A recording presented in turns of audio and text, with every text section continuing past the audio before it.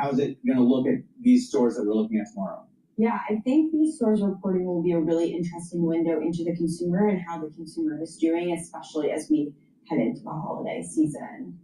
And how much of it is what we're going to hear from these companies is that they're trying to appeal to more higher income consumers. The Kohl's of the world that maybe was a more mass market type product, have they started to change their strategy?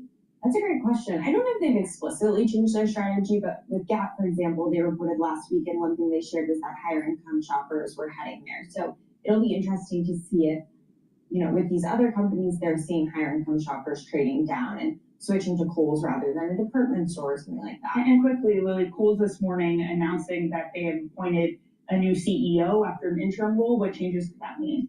Yeah, so I think it will be really interesting to see. He's been in the role since their last CEO, Ashley Buchanan, was fired, and he's largely been putting Ashley's strategy in, and it seems to be working so far. So I think tomorrow will be another check to see, how is this going? Are they able to kind of get back? Because they've really been struggling over the past few years. All right, Lily, thank you so much. We'll see what those earnings and the retail sales report brings. That is Bloomberg's Lily Meyer. Now, in pharma news, Novo Nordisk's pill version of Ozempic has failed to slow Alzheimer's disease in a pair of large studies. Despite being a long shot, the shares are plummeting down at nearly 10% on the news. Joining us now is Bloomberg senior healthcare reporter Naomi Kresge. Naomi, how important was this for Novo in order to get results that showed that it was improving on the fight against Alzheimer's, in order for them to improve against the fight with Eli Lilly and their market dominance? Yeah, so I think we've seen a massive share plunge on this today, and I think that it's really down to two reasons. The first is that this trial was, many investors saw it as Novo's way to show some differentiation in the short term, like Novo's way to kind of come out of the doldrums in the short term, and that did not happen in the study. It was a failure. And the second is that often, in a study like this, pharma will point, if there's a failure, they might point to some subgroup or some small thing in the study that showed some signs of being beneficial. And there really wasn't any language like that in the statement today. They were very straightforward about it having not worked, and they're in fact going to halt an extension of the study and just stop the trial. Naomi, is there a concern that, Novo has kind of fallen behind in the weight loss battle? It's got the semaglutide, Ozempic, and of course Wegovy, whereas Eli Lilly has this tirzepatide. I don't know the difference, but it seems like, and maybe that's just marketing, a more advanced drug. Zepbound gets, better results reportedly. Are they losing, ground in this battle? Yeah, they're definitely losing ground. And there was a head-to-head study that Eli Lilly ran last year in which Zepbound beat Wegovy. And, it has shown, Zepbound has shown higher levels of weight loss in trials. And this is something that Novo has just, struggled to overcome. All right, Naomi Kresge in Berlin, thanks very much for joining us. She covers healthcare and Novo Nordisk out of Europe. Check on what's going on in futures this morning. We have gains of 0.7% on the S&P NASDAQ futures, with tech stocks climbing up more than 1%, and Bitcoin continues to fall. A little bit of a rebound now at $86,000 even. Yeah, is that a problem though? If Bitcoin continues to fall, is that act as a leading indicator for retail that's going to at some point sell the overall market? Coming up, we turn not to retail, but to the professionals. Ray Dalio says that the hedge fund model has taken Wall Street by storm may not stand the test of time. Meanwhile, Bill Ackman readies his own big play with a possible Pershing Square IPO. We're going to have all the latest for you next on Bloomberg Open Interest.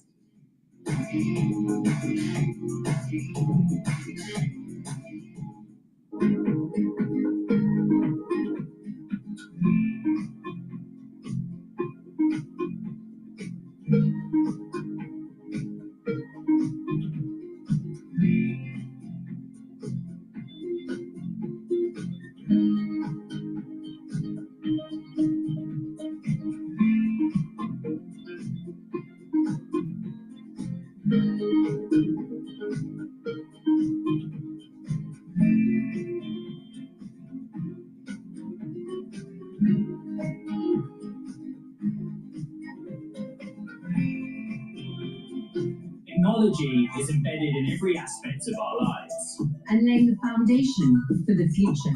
From finance to defense, AI to entertainment. And from the road to the stars. Bloomberg brings you the latest stories of the people and companies pushing the tech sector to new frontiers. And the politics that shape global tech markets. I'm Caroline Hyde in New York. And I'm Ed Ludlow in San Francisco. Watch Bloomberg Tech every weekday. Only on Bloomberg Television.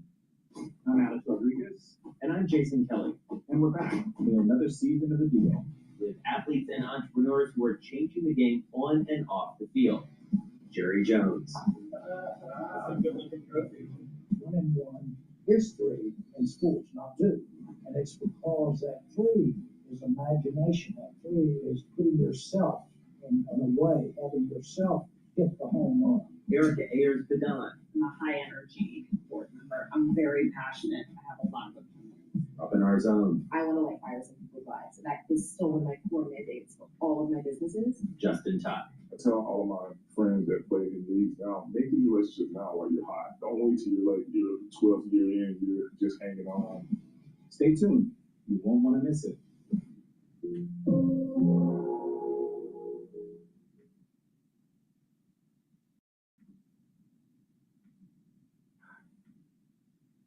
Get your fixed income fix. Watch Bloomberg Real Yield around the world right here on Bloomberg. Context changes everything. The countdown is on.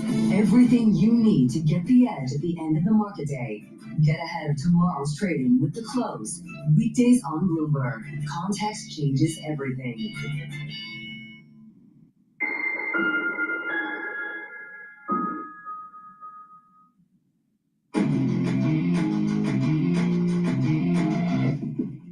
Let's get to high interest now. Look what's making headlines around the world. Ukraine's president, Vladimir Zelensky, says his country risks losing its key ally after Washington threatened to cut off weapons and intelligence unless Kiev accepts a U.S.-Russia peace plan. The proposal would force Ukraine to give up territory, slash its army, and abandon NATO hopes. Zelensky's European allies, including France, Germany, and the U.K., backed him in rejecting the plan, calling it a de facto surrender to Putin and Moscow.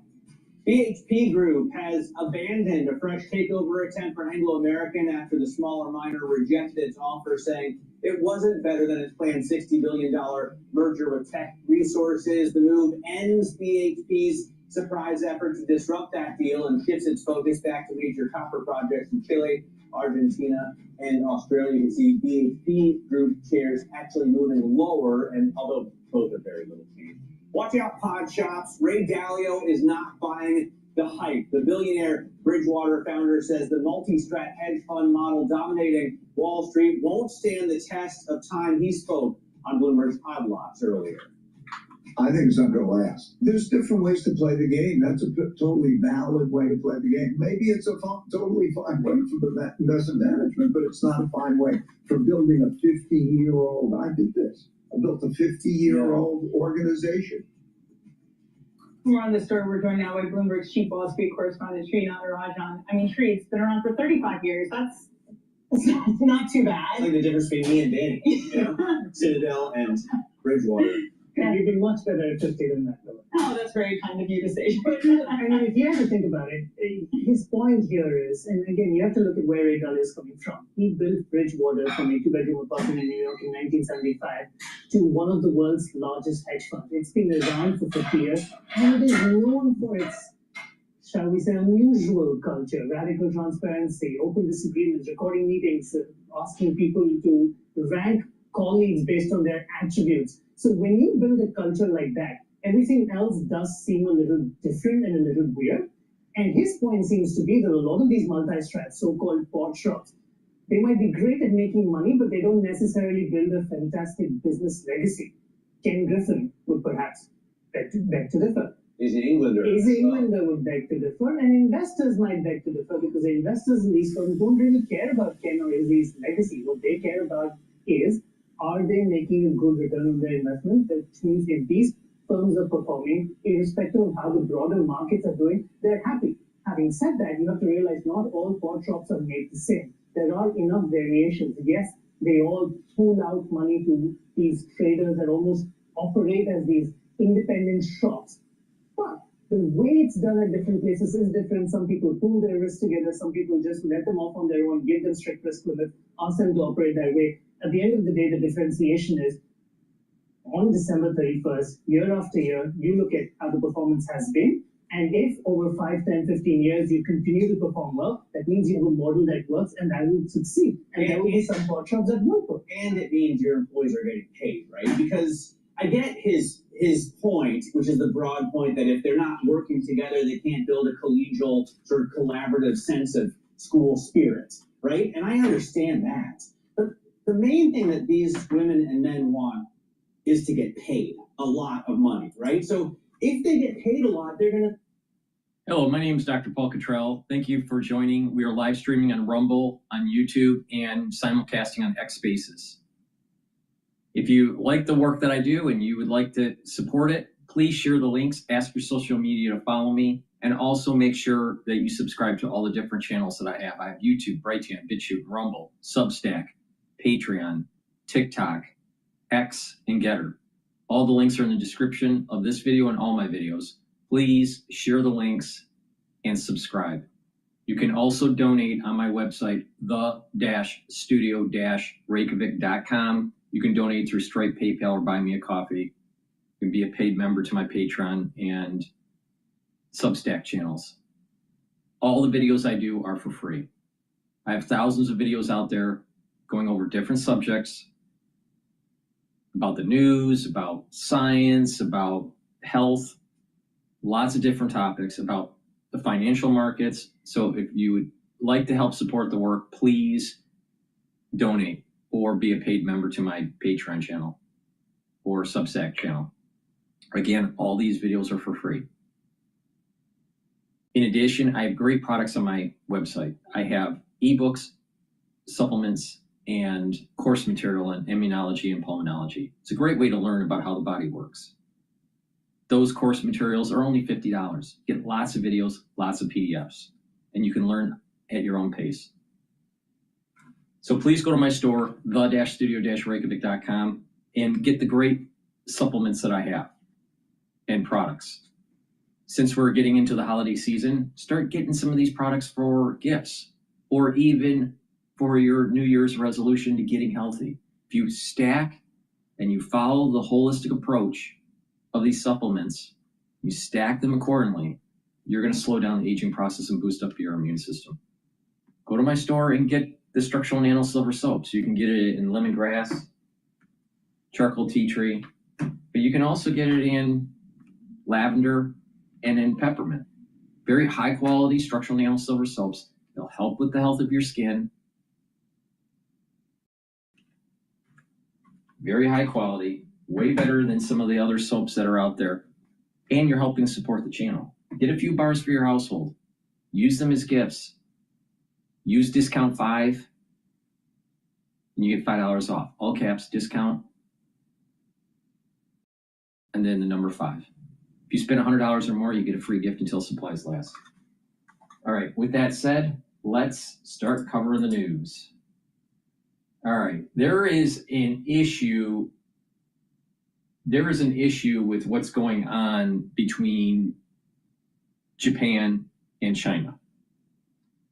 There was a statement by the new Prime Minister of Japan that they feel as though an attack on some of the islands around Taiwan or Taiwan itself is a threat to Japan.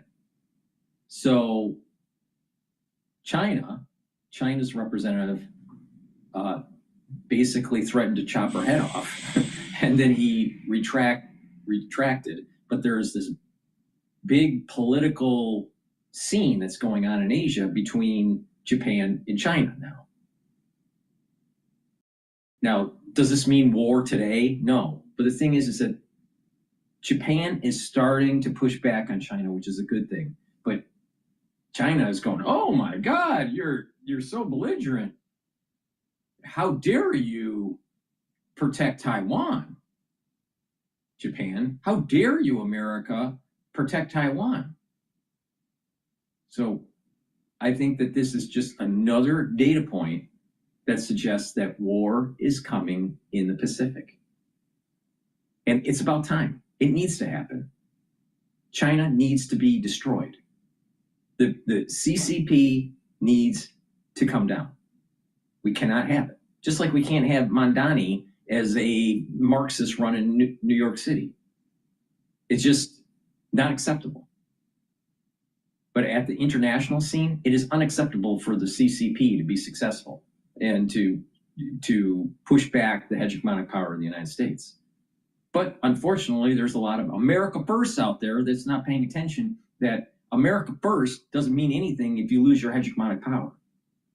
Because most of the people that are America First only, and they have horse blinds, they're too stupid to understand this. The reason why we have the prosperity that we have today is because of our hegemonic power.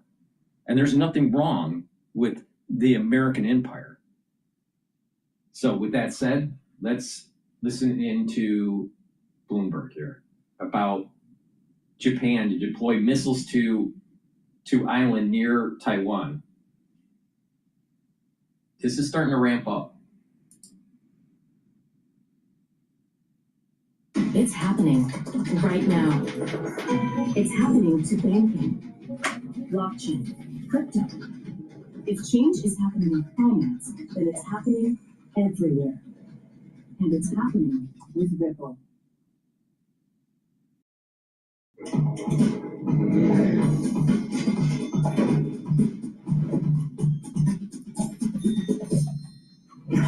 Tensions between Japan and China are escalating sharply over Taiwan. Tokyo has rejected Beijing's claims that its position has shifted even as China threatens resolute self-defense against Japan in a formal letter to the UN. Let's bring in our China correspondent, Min Lo. Min, Prime Minister Sanae Takaichi and Premier Li Qiang, they were in South Africa for G20. Were they engaged? To what extent were they able to talk? Well, Takaichi was pretty much keeping her distance away from Premier Li. We knew ahead of the meeting that Premier Li, that China was not planning to speak or to organize a meeting between Li Qiang and Takaichi. And ahead of that as well, China had cancelled this trilateral meeting between the culture ministers of Japan, South Korea, and China that was slated to take place this week. And Takaichi was asked about, whether she had any chance to speak with China. She said there was no chance to do so, but she's not closing the door to dialogue. And in fact, Japan is still calling for dialogue and also dismissing China's claims that Japan is changing its position on Taiwan, calling it completely baseless. And this comes after China had submitted a letter to the UN in order to rally support for its position, saying that it's vowing to take resolute self-defense if Japan dares to intervene militarily. So tensions are escalating, and in the meantime, the Chinese embassy in Japan also wrote a text on X saying that China has the authority to defend itself without needing UN approval by citing this enemy status. Wait. So they move their missiles on their land, the islands around Taiwan. Japan owns those, all right? And China gets all upset. That's like someone deciding to build, let's say, a skyscraper in Texas, and Mexico gets upset because, well, that used to be ours. Well, it's no longer yours. Think about this. China is going to defend their homeland because Japan is putting missiles on land that Japan owns. You know what? It's time to destroy the CCP. But unfortunately, we had a bunch of money managers sending FDI money for decades to China. The United States built up China. It wasn't Chinese built up China. It was the United States. We bought their cheap goods, and we sent money over there to build up the factories. If they were so smart, why didn't they do it themselves? No, it's time to destroy China. clause, but Japan saying that that clause is essentially obsolete by this point. And Japan not backing down. The defense minister just visiting a military base close to Taiwan. What do we know? Yes, Japan's defense minister is making his first visit to Yonaguni, which is an island just 100 kilometers to the east of Taiwan, a very strategic location. And he's saying that Japan will plan to deploy some missiles from that island. And we all know about Okinawa. That's the larger island further to the east that hosts a U.S. military base. And recently, a U.S. training has also deployed some of the supplies from Okinawa to Yonaguni. And of course, this is something that would potentially provoke China to perhaps also respond with its own military drills to the region. Now, Japan's defense minister said that this is something that would preemptively deter any military conflict in the region, dismissing any claims that it would destabilize peace in the region, but it's part of Japan's military buildup along the southern island chain. Bloomberg China correspondent Ming Lo there. Let's actually discuss the diplomatic spat ongoing between Japan and China with Sheila Smith. She's senior fellow for Asia-Pacific Studies at the Council on Foreign Relations. Sheila, really good to have you with us. So we are seeing both sides coming out with very hardline policies. What is Prime Minister Takaichi's strategy here, given that she's not backing down? No, and I think it's great to be with you as always. I think it's great. Takaichi made her remarks in the Japanese Diet in response to the questioning by an opposition party. I think it's great that she's not backing down. It is about time that the international community says, you step down or you're going to be killed. There's nothing wrong with the international community pushing back on the CCP. You know the problem is? China thinks that they are the center of the universe. Now, how could they be the center of the universe if New York City is? Right. So the statement that she made was perhaps more clear about whether or not a Taiwan scenario would worry Japan or would lead for Japan to think about its own military acting at that point in time. But the policy is not new. It was interpreted and has become law in Japan's security legislation since 2015. But she is not in a position at home. She's in a minority government. Her party has had 2 setbacks electorally, but she is not in a position, I think, to compromise here. She basically stated Japanese policy, and now the Chinese are taking step by step to escalate. The Chinese government has asked for a retraction, but the chief cabinet secretary very quickly said that there's no reason to retract anything. To be clear here, I think it's really important that Japan, she did not say that Japan would use force against China. What she said was, independently, what she said was, if there's a scenario in which China uses force against Taiwan, then Japan would have to think about the consequences for Japan's defenses. And I think that's important to remember. She didn't say that Japan would militarily intervene in a Taiwan contingency, but she did say a Chinese use of force would cause Japan to consider. There's a bigger issue here. China thinks the small islands around Taiwan are also theirs.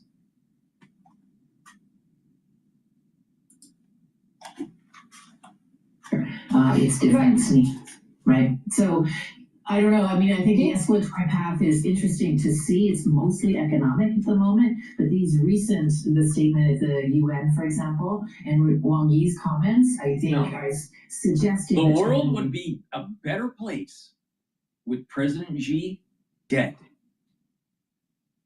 and that the people within China start to have true representative government in a 2 or a multi-party system instead of a one-party top-down rule. But all these international countries are afraid. They're afraid because China gets upset. No, it's time. It's time. It's time to destroy China. To put even more pressure into Josiah's, right? Do you think such a diplomatic spat with China will actually help Takaichi's government? As you said, they're in the minority, they're not that strong, but you can see the opinion polls, Yomiuri poll just today being released, Takaichi cabinet approval rating 72%, Mainichi poll 65%. It always happens when you have a diplomatic spat, external issues, that you actually get a boost domestically. Given that Takaichi comes from a conservative side, can this help? Well, it obviously is helping, and here's the thing to be that I think is important. Her approval rating when she became prime minister was very high. By some accounts, it was in the 80 percentile. Yomiuri had it just slightly lower than 80. Whether this spat was going to help or hinder her approval was not really clear to me, anyway. But what you had was spot polling earlier in the week.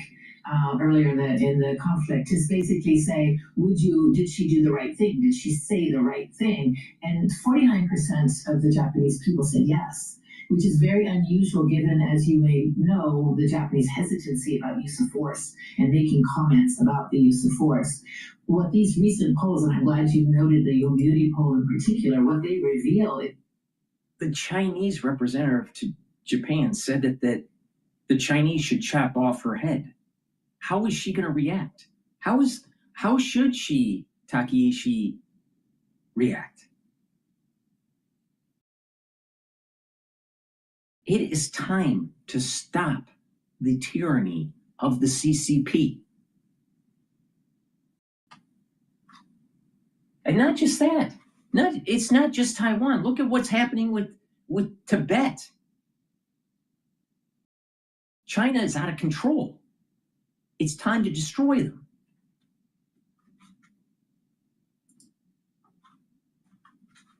Actually, she's getting a positive rebound from the way she's handling this. So I think what this indicates is the Japanese public is not taking the Chinese response well.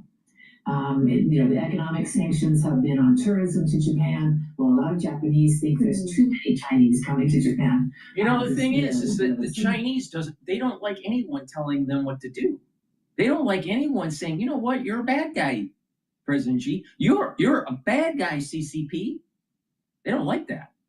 How dare you disrespect us? We're the Center Kingdom. It's time to put China in its place. And that's in the trash bin of failed governments.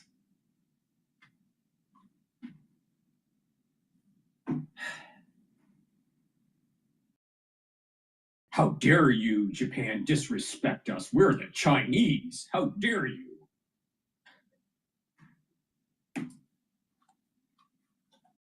Because I think there's been a sense that that's just been resolved and now there's a setback. So I think public opinion is a little bit on her side. That doesn't mean it's going to stay on her side. So the escalatory dynamics are important. Yeah. Just wondering as well, do you think that all this is helping? They're calling it Q Day, the moment when quantum computers will be powerful enough to break the encryption that protects our digital world. So how do we get ahead of it? What is quantum safe networking? This is a departure from the mathematics-based key generation to physics-based key generation. That all this is helping to boost maybe not just Takaichi, but also Japan's profile on the world stage and how they are engaging with other world leaders. I mean, you recall what we saw between her and Meloni as well. Yes. So that's a really great question. I'm not sure I know the answer, but I think she has captured the spotlight, Takaichi herself. She's had a really good meeting with the ASEAN leaders at the APEC summit, where she did meet President Xi. The Trump meeting, when President Trump went to Tokyo, went really well. And now at the G20, she seems to be holding her own. I think for Japan, they see themselves as the country who wants to defend the existing rules-based order. Their diplomacy is very focused on multilateralism, and they see China as challenging the current rules-based order. I think there will be support for her in some quarters, or for Japan writ large, but I'm not sure it's going to be uniformly across the globe that everybody will take Japan's side and not China's. But I think of course, because they need some of the loans from China. or they need the goods that China's exporting, or they're on the take. Maybe they're compromised. Not only do we have the 1,000 talent program from China, we have the 10,000 talent program. So it's 10 times worse. 10 times worse than what it was in 2020. It's time that the United States gets their shit together and destroys China. But no, we got a bunch of people it's America first. Yeah, America first. Meanwhile, America first means losing your hegemonic power in the Pacific. Yeah, America first.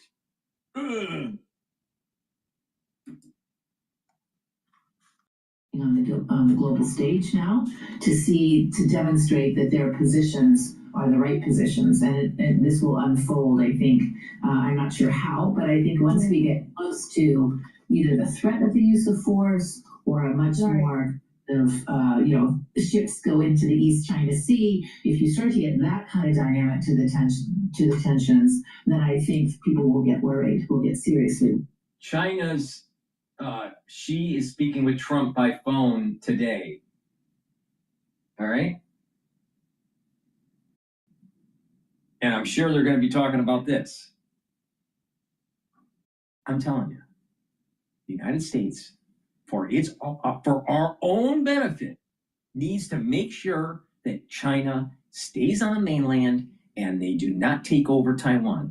We need to protect Taiwan.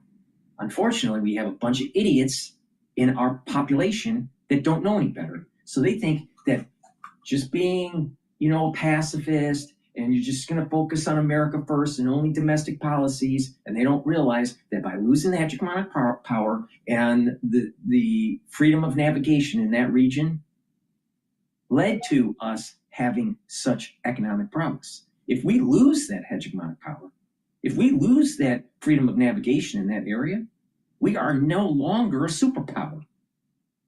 Superpowers, you're not just a superpower because you have a nuclear weapon. You're a superpower because you have military projection, especially with maritime. So it's super important not to lose Taiwan. But America First policies, and a lot of people that are focused on only domestic America First type stuff, don't understand this because they're not smart enough.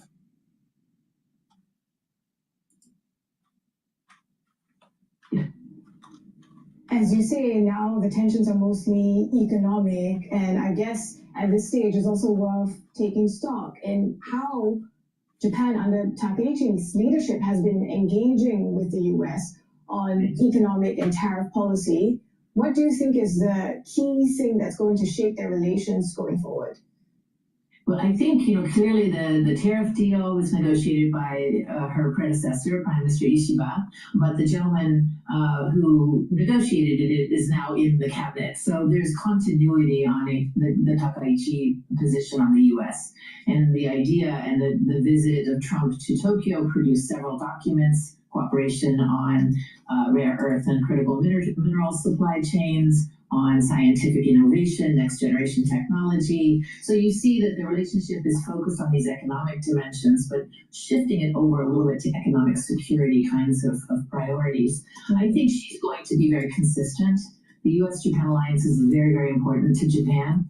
And I think during the Trump visit, you also saw the two of them on the U.S. aircraft carrier that's home ported in Yokosuka. So we're going to see more of this kind of idea that the U.S.-Japan alliance will be stronger than ever under Takaichi.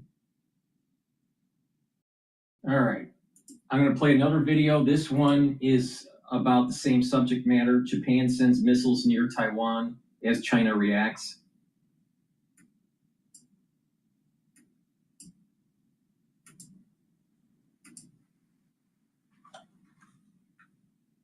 Japan's decision to reinforce its southwestern island chain with new missile deployments has become one of the most closely watched developments in East Asia, drawing intense scrutiny from Beijing and heightened concern across the wider region. As tensions in the Taiwan Strait accelerate and the strategic environment around Japan becomes increasingly volatile, Tokyo is pressing ahead with a defense realignment that officials say is necessary to safeguard the nation's territorial integrity and protect its citizens from what they describe as growing.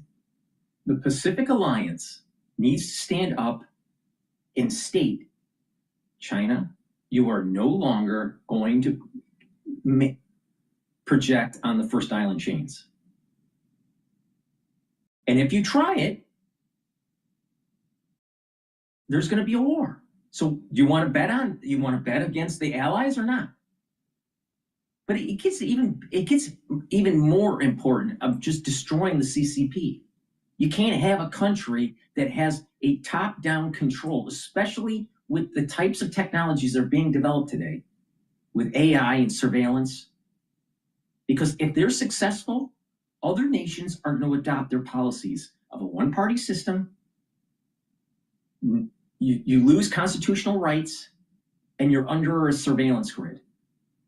Now, if you don't believe me, look at what was happening in the early 1900s, 1910, 1920s, and even the 1930s in the United States. When the Great Depression happened, what did you start hearing in the politic? Socialism. The whole New Deal is just communism light. This is the reason why it is so important to destroy the CCP.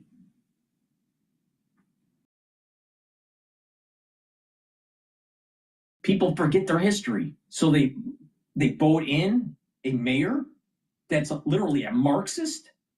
A Marxist? Oh, he's Mamdani is a democratic socialist. No, that's newspeak for a Marxist. Oh, we got to try these new things to make it more affordable. Well, wait a minute. You try new things? All these experiments have already happened, and they failed in every fucking country. But a 34-year-old may not know their history.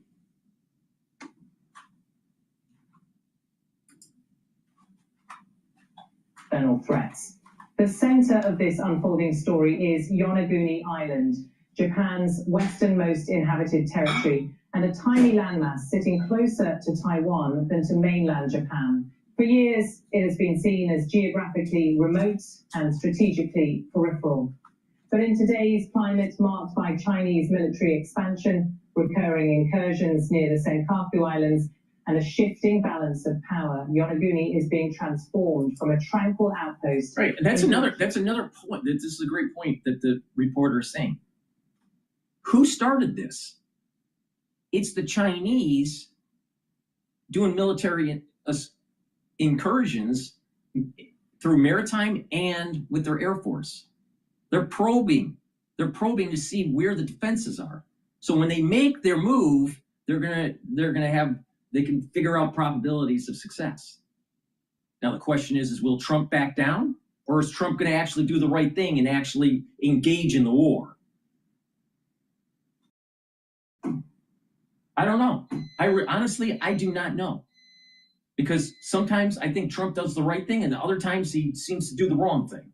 So I have no idea if he's going to protect Taiwan and the allied forces, because an expansionism of China means problems economically and militarily for Australia, for New Zealand, for the Philippines, definitely for Taiwan, Japan, South Korea. These are major problems. Will Trump do the right thing? I don't think he will. I don't think he will, because he had a perfect opportunity to decapitate the Ayatollah, either through our own military or through the Israeli military. And he said no. Now, why? Most of the people in Iran want democracy, not a theocracy, because Trump is a chicken. Node in Japan's defense network. Japan's Defense Minister Shinjiro Koizumi confirmed that Tokyo will proceed with its long-planned deployment of medium-range surface-to-air missiles to Yonaguni. He insisted the move is not intended to provoke, but to ensure Japan has the capability to respond to emergencies in its southwestern maritime approaches.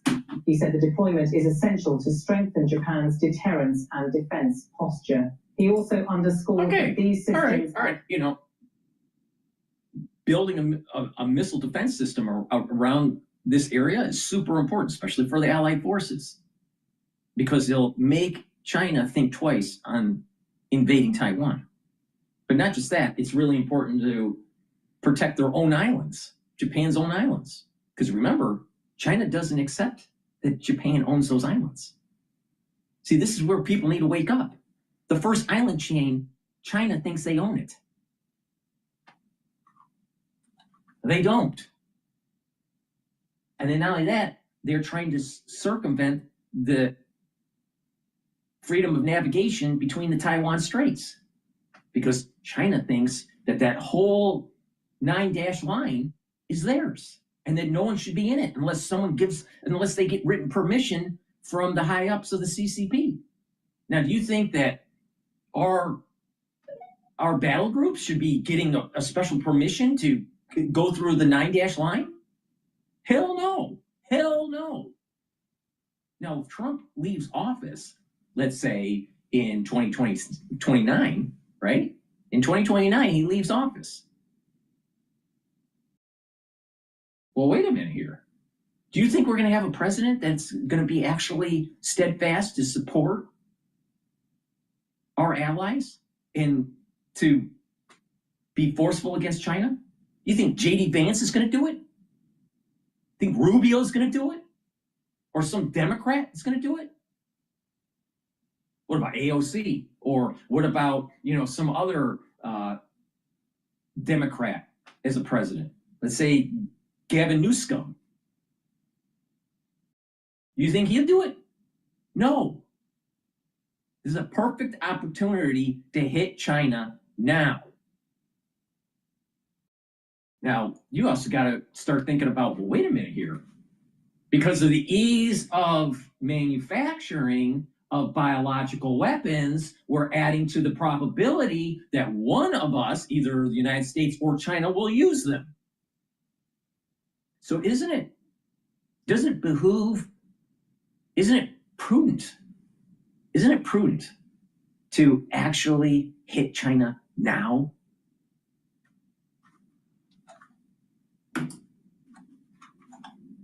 In nature, part of a broader initiative to reinforce the nation's defensive perimeter in an increasingly contested region. The deployment comes as Japan completes a series of reforms to its national security strategy and expands key capabilities. The country has already increased its defense budget to record levels and moved forward with programs ranging from cyber defense to counter-strike capabilities. The Yonaguni deployment is seen as both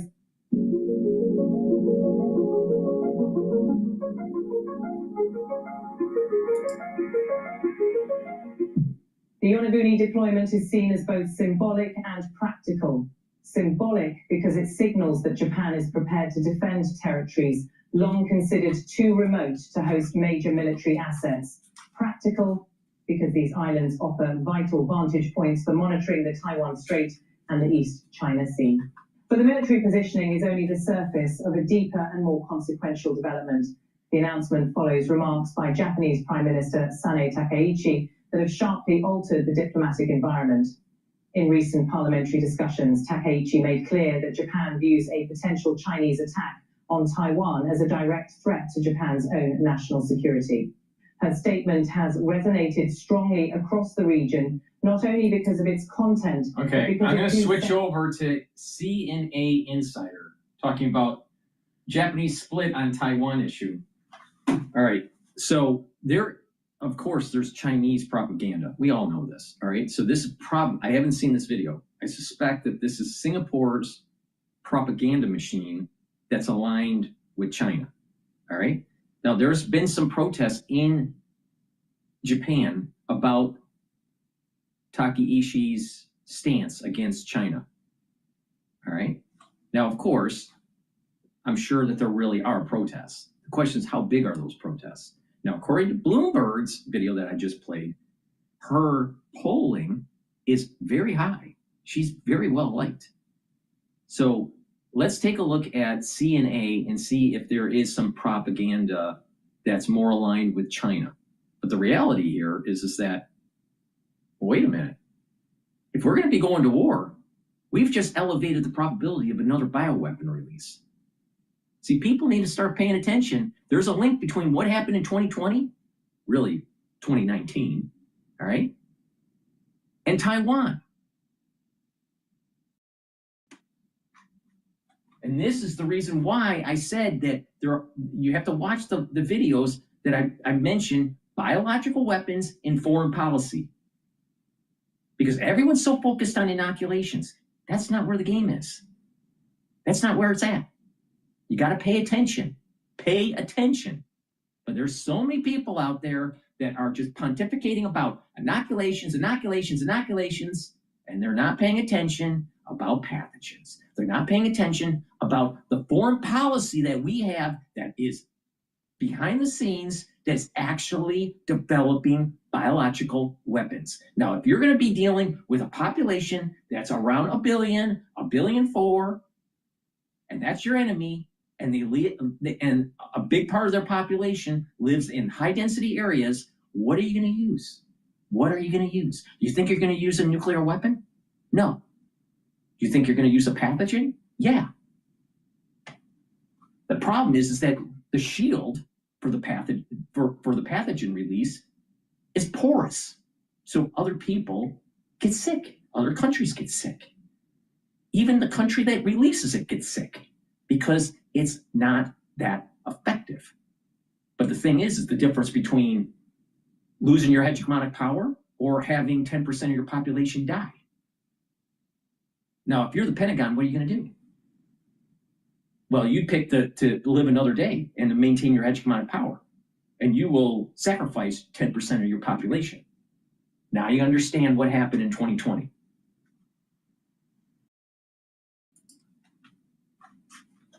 It's the leader of Japan at a time when the strategic landscape in Asia is undergoing profound transformation. Beijing reacted swiftly and sharply. Chinese officials summoned Japan's ambassador and condemned Tokyo's position, accusing Japan of exceeding... Let me play CNA's video here. The world's first titanium non-stick pan. It's going to blow your hair back. I'm Mike Regale, 3 Michelin chef, and I've been cooking for 25 years. China and Japan are having a row. Tourism arrivals from China have been canceled. The boycott could result in a loss of around 2.2 trillion yen annually, according to Nomura Research Institute. Tourism-related stocks in Japan have since sunk. All this after Prime Minister Sanae Takaichi said that China's use of force against Taiwan could constitute a survival-threatening situation for Japan. And in that situation, Japan will be legally allowed to mobilize its troops. 中方对日方近期的军事安全动向感到严重关切。日本自我标榜为和平国家，宣扬建立无核武器世界，但高市政权却对无核3原则表态模糊，语言不详，暗示有可能放弃。日方高官甚至声称不排除引进核潜艇。 这些都充分暴露了日方政策重大负面转向，向国际社会释放出威胁信号。 I was hoping that they were going to speak English. The subject of Japanese militarism has been much discussed since January 2025, 11 months ago, as China held a series of events to mark the 80th anniversary of the end of World War II. Many films and documentaries were aired in 2025, examining the period of the Japanese invasion.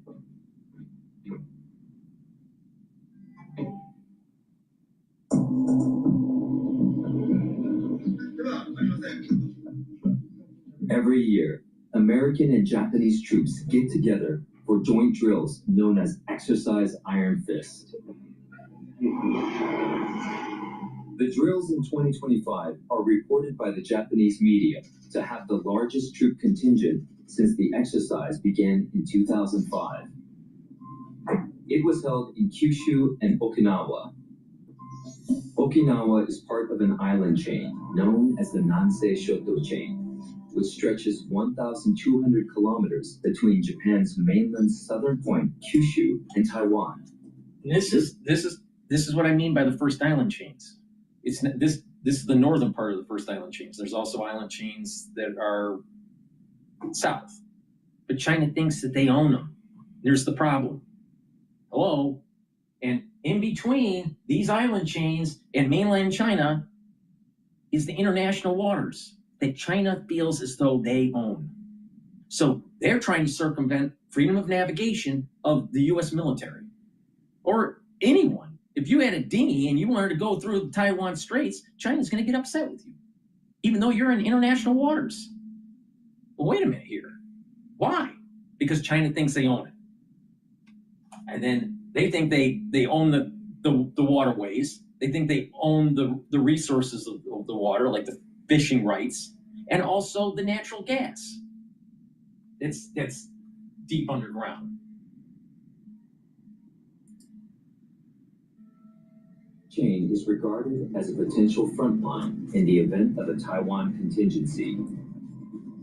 If you look at the map of Japan, the Nansei Shoto located in the southwest, literally, and that geographically very close to Taiwan, East China Sea, and also to the South China Sea. If the Taiwan contingency happens, as the late Prime Minister Abe once mentioned, the Taiwan contingency is the contingency of Japan.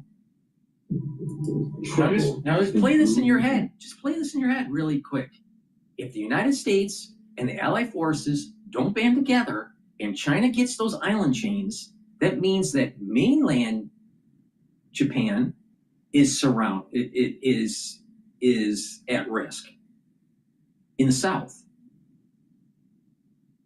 And Korea is surrounded. South Korea. All right? We know that North Korea is aligned with China. So, wait a minute. South Korea is going to be really, really worried.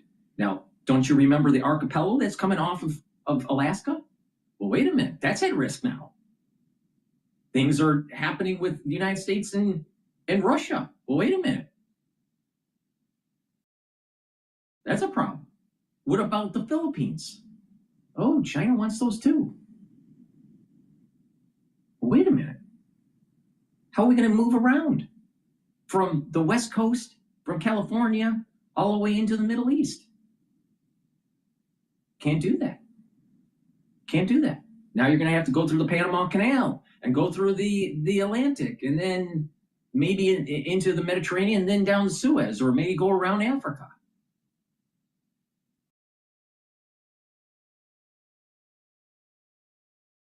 So if they do get the first island chains and we start to lose our hegemonic power, we either decline as an empire or have to push back and try to get those island chains back. We're adding to the probability of unconventional warfare. Now, the game theories that they've used is there's a high probability of nuclear weapon detonation over Taiwan between the United States and China. And China would probably launch an ICBM against the United States first. That's what the war games are saying. Now, do you think that our national security state is not planning biological release in China to weaken their population? Of course we are. Of course we are. Now, do you think that China is not doing the same thing to try to weaken the United States? Of course they are. And there's the problem. So everyone's so focused on, oh, what about all of these excess deaths because of inoculation? That's not where the issue is. The issue is what's coming around the horizon here. Because what was released is benign compared to what's in the fridge. People are so dumb. Nansei Island chain. In August 2022, China fired 5 ballistic missiles into waters around Yonaguni to protest U.S. Speaker Nancy Pelosi's visit to Taiwan. The nearest missile exploded 80 kilometers off Yonaguni's coast. In February 2025, China flew a reconnaissance and attack drone near the Nansei Islands, prompting scrambles by the Japanese Air Self-Defense Force. This is the first name leaving. In the same month, after U.S. and Japanese leaders held their first summit, the two sides pledged to increase military presence in the Nansei Islands. Japan is ramping up its defense spending at a record pace since the end of World War II. In 2022, Tokyo pledged 43 trillion yen, that's about $300 billion US, to a military buildup that would span 5 years. It lifts defense spending to 2% of GDP from just over 1%. Since then, military presence has accelerated rapidly across the Nansei Island chain.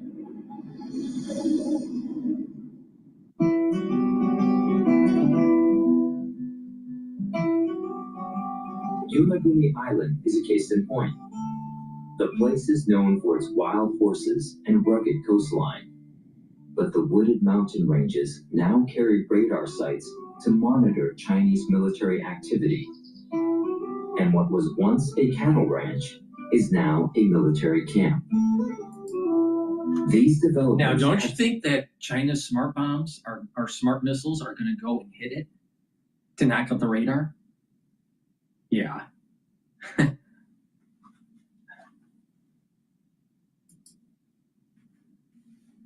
Divided opinions in the community. 国境の島ってことは誇りに思ってきたんです。ところがここ最近国境の島だから危ない危ないって煽られてすごく悲しいんですけど、そのなんかスピードが速いんですよ。もうこのなんかこの変わっていくその受け入れ、ここまではいいよって言ってたのがそれを飛び越えてどんどんいろいろなこの施設ができたり状況が変わっていく台湾有事で。They were talking about the Taiwan emergency. Residents must contend with more than just the presence of local troops. The U.S. Army also conducts exercises at Camp Yonaguni. Plans are also underway for a new missile site and expansions to the island's small airport and port. Some locals fear the military buildup might provoke an attack. I'm telling you, as the probability of nuclear detonation gets closer and closer between the United States and China, the United States is going to have to make a decision. Are we going to use unconventional means like biological weapons to weaken China? Or are we not?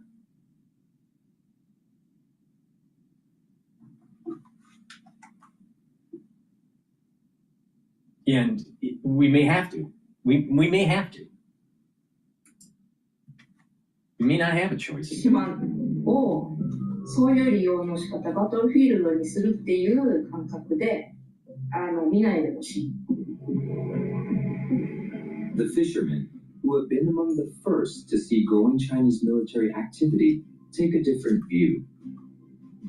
日本の自衛隊だけでは守れないっていうのはもうお分かりだと思うんです。だからそこの初動犯罪と米軍が一緒になって合同演習を行う。This division. Build a website you love with Wix. For your words, create your brand. This division in public opinion can be found across the Nansei Island chains.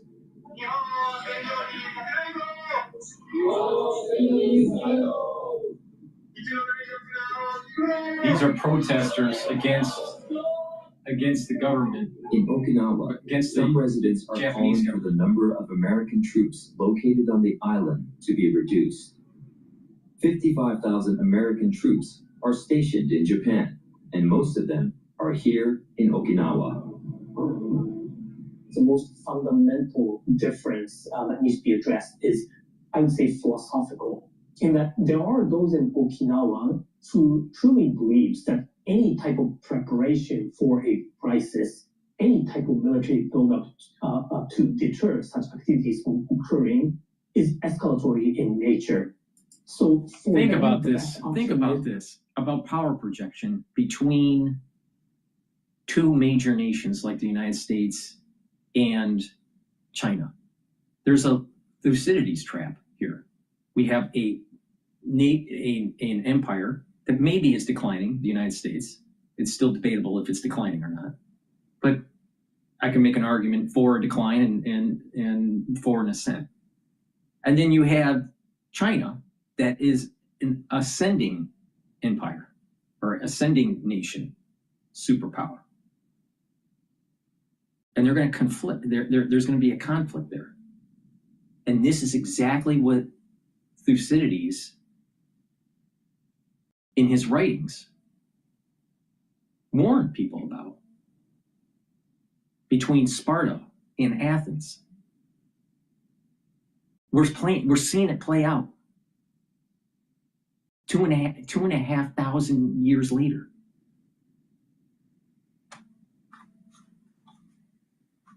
And you know what's interesting? Athens was weakened because of a pathogen. Oh, ooh, but that was a natural phenomenon. Now, if you use biological weapons to weaken an opponent, you add to the probability of winning. And this is why I've been saying that what happened in 2020 is tied to the first island chains in Asia. There's a set of dominoes will start to fall that leads to a further conflict that's going to be much worse. So all the people that thought out there, oh, pathogens don't exist and it's only the inoculation that's the issue. Wrong. They don't get it. They just don't get it. There are weapons that are created and there are shields that are created. And unfortunately, there's no shield in terms of biologics that is 100% proof, especially under an emergency.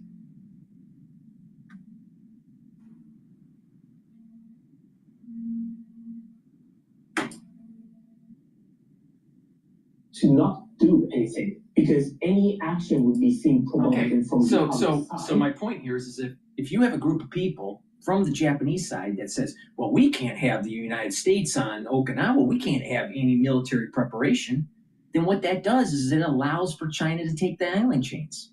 You think China doesn't take the island chains now because they're eating too much Peking duck on the mainland? No, they don't take the island chains now because they're afraid of a conflict with the United States. You have to be prepared for war, because if you're not prepared for war, you will get war.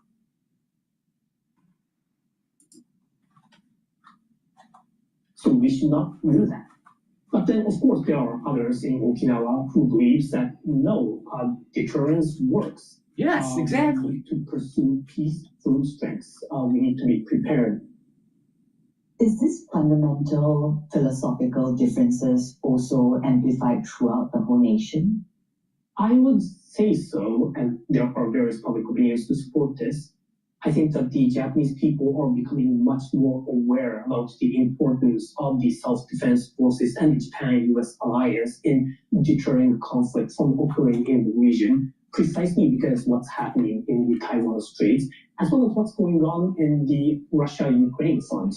I think we all thought that we are now living in a world where we decided collectively that we are not going to use military force to change the status quo. Apparently, that's not the case anymore with the Russians engaging in an illegal invasion against Ukraine. If that's happening, then how are we to be sure that that doesn't happen again elsewhere in the world? In the 2025 Japan Defense Ministry White Paper, published in July, it states China poses an unprecedented and the greatest strategic challenge to Japan's security. Now think about what happened. Think about what happened during World War II, and that was with conventional means. All right, it wasn't until the tail end of World War II, when we had the atomic bomb, and it was low yield, not high yield. So it was conventional. Now you add in more advanced biologics, more advanced chemical warfare, higher yield nuclear weapons, hypersonic missiles that can circumvent defense shields. And you got a big problem here. So it's time to take out the CCP now before it gets worse. Plus China. President Xi doesn't look too well. I wouldn't be surprised that he's rapidly aging. All right, but he's losing power within the one-party system. There are people that are trying to fight to circumvent his dictatorial power. Prime Minister for life. So he's already created enemies. Why doesn't the United States use that in their favor and try to decapitate, figuratively or literally, President Xi? Why not? He's weak. He's weakened. Before something worse happens that's unconventional. The pacifists want to just kick the can down the road and see, maybe, everything will be okay.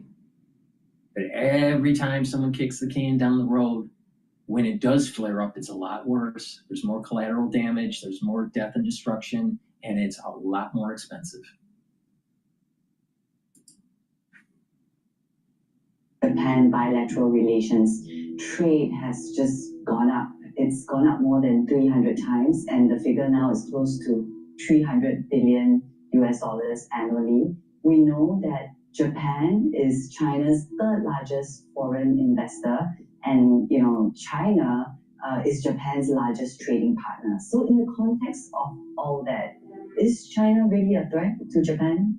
Well, China has been the engine of the world economy for past decades, and that is also true for Japan.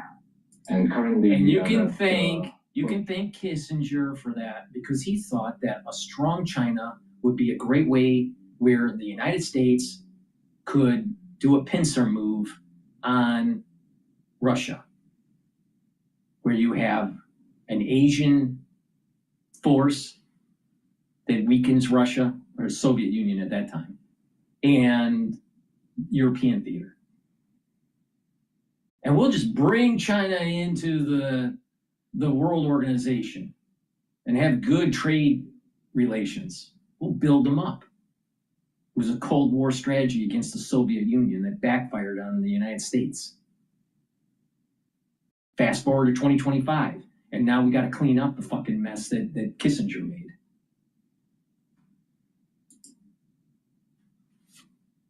Japanese companies are operating in China, and many of them are making a good profit. But at the same time, we are also engaged in the large-scale strategic competition of the United States and China, and we are the largest ally in Asia of the United States. So how we can really create the more resilient economic structure.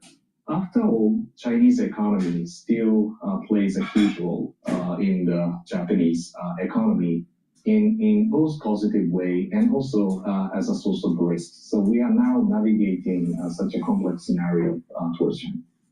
The likelihood of conflict. And the World Trade Organizations, with an uber government mentality, wanted to have central banks have less control or more consolidated, or have less central banks and they're more consolidated so they can be run under a uber government, a one world government. All right? They want to reduce the power of states to mint their own currency. This is part of the reason why there's the European Economic Union. All right? Reduce borders. So now you're losing cultural affinity. And then all of a sudden you have either regional powers, economic regions, there's maybe 4 economic regions, maybe 5, versus 100 and whatever number of countries you have, 157 or whatever it is, 87.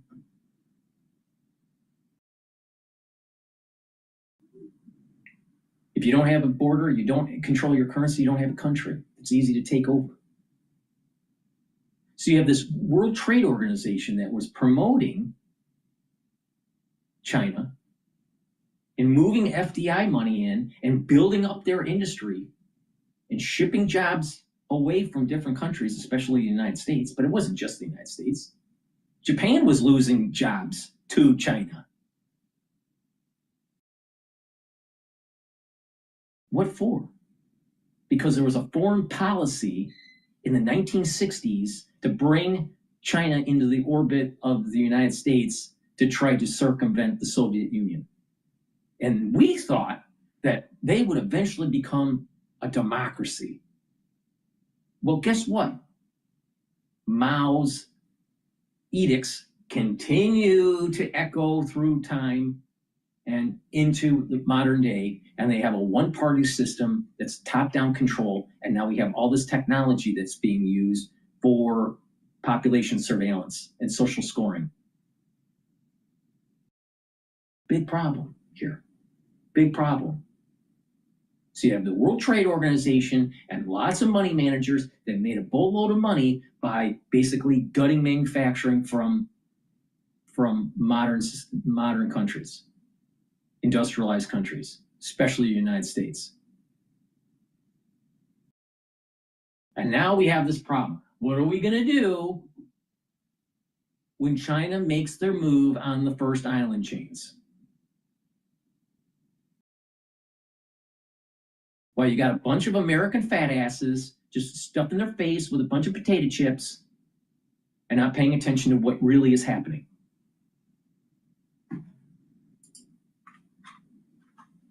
Between China and Japan, I believe, is when Japan start to provide logistic support to the United States, because that is a kind of treaty obligation for them.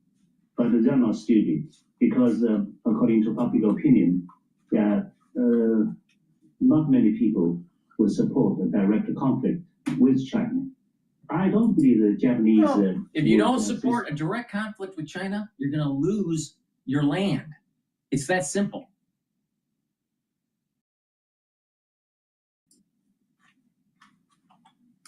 United States military, unless it is attacked by China first, for example, with missiles. But why would China all of a sudden decide to launch a missile attack on Japanese territory? What's the thing? Oh, they've already done simulations on this. It's to knock out the radar and to control the maritime area to prevent the United States from getting into the Taiwan Straits. Because when they start to actually invade Taiwan, they're going to have to hit the beaches in the west. And oh, by the way, Taiwan is bifurcated by a mountain range between the west and the east. And it's already been played out in simulations that the United States Marines and Navy are going to have to use the east side of Taiwan, and China invades the west side of Taiwan. So it's very logical for the Chinese to hit those small islands so they can prevent the United States with air power and maritime power. Now, I'm just a little, philosopher, I guess, in New York City, and we can't get an honest-to-God analysis on CNA about what's going on in the Taiwan area? I mean, come on. You'd get better analysis by people that are playing Risk, the board game, than these analysts on CNA.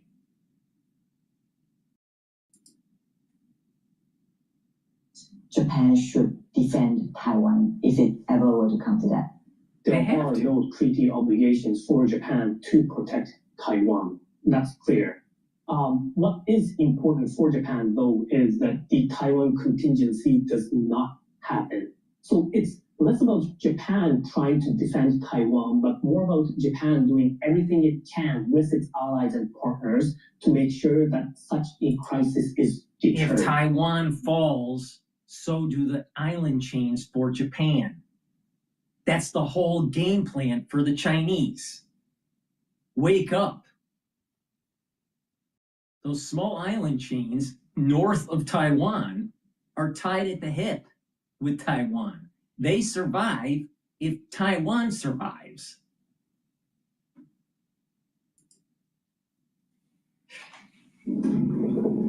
关于台湾问题，我可以告诉你的是，台湾问题是中国内政，如何解决台湾问题是中国人自己的事情，不容任何外部势力干涉。日方领导人有关言论，到底想向台独势力？ I'm gonna go now to France 24 and their analysis. Now, this was 2 days ago. All right, so we're going back a little bit in time. All right, everything they've been talking about has happened in the last 24 hours. All right, with the missiles moving and China saying that they're going to behead the prime minister of Japan and all that. I mean, good luck with that. All right, now let's figure out what was going on 1 day before.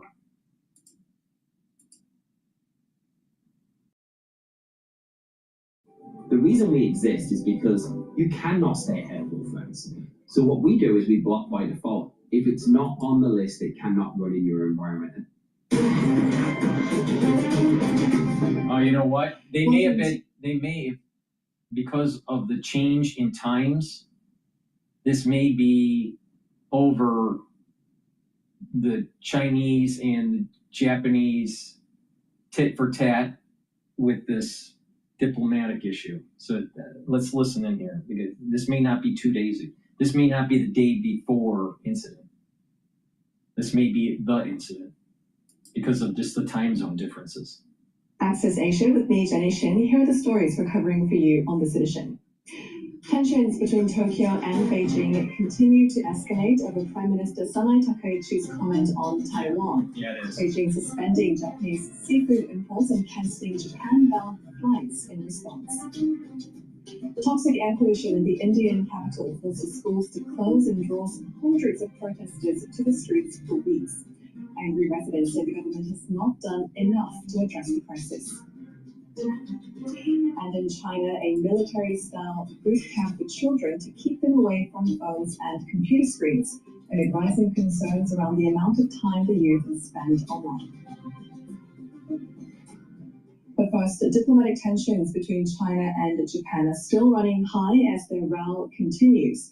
The conflict began with Japanese Prime Minister Sanae Takaichi's comment earlier this month that Japan could respond militarily if China attacked Taiwan. But what began as a war of words has now gone beyond bars. China has cancelled some 500,000 Japan-bound flights and has announced it will ban imports of Japanese seafood. It's even postponed the releases of at least 2 Japanese movies over the spat. Well, let's get some analysis on that now with Dr. James D.J. Brown, professor at Temple University in Japan. James, great to have you with us on the program today. Just 3 weeks ago, Senator Koichi was, shaking hands with Xi Jinping, but since then, the brief honeymoon period, if you will, fell apart. Would you say we're seeing the start of an openly hostile relationship between Japan and China? Well, for the time being, certainly. But I want to point out that we've been here before. There were similar situations in 2010, 2012. No, it's different. It's different. 2010 and 2012. First of all, the biological weapons are far more advanced now than it was back then. Secondly, you have hypersonic weapons that both sides are playing around with. The United States and China. We're getting closer to the white papers that were released by the PLA that stated that they wanted the first island chains in 2025. Then they did a revision saying they want the island chains in 2027. So it's not 2012 or 2010. It's totally different. Then you add in the Iron Lady, the first female prime minister of Japan. Do you think that she's gonna be a pacifist? No, for her to politically survive, she has to show strength. So she's not gonna back down. She is not going to back down. And that's a good thing. That's a good thing. We need more people like her that basically says, China, you're out of control. If you keep on doing this, we're gonna kill you.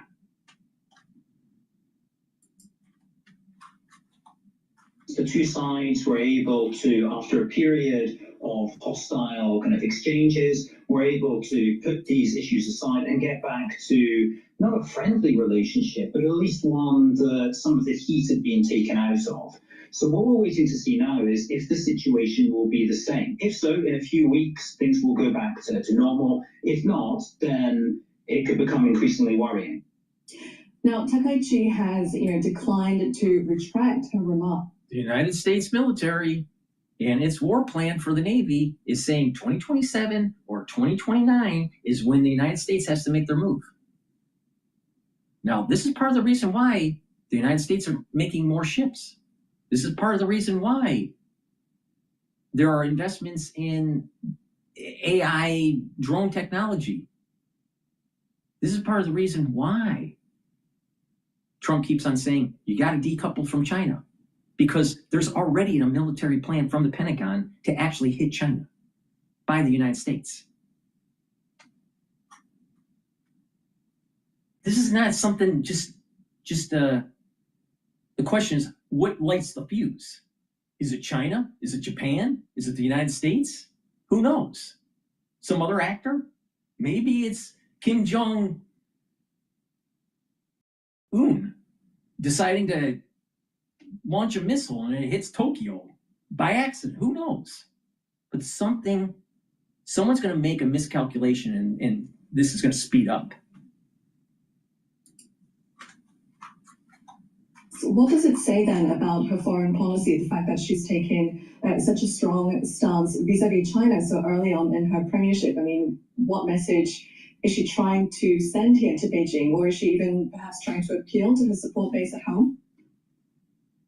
I think in a way she's just been too honest. That what she has said is that if there were to be the use of force against Taiwan, if there were to be a blockade, then that would be a very serious security situation for Japan. And the implied bit is, well, and in those circumstances, it would be possible that Japan could enact its right to engage in collective self-defense.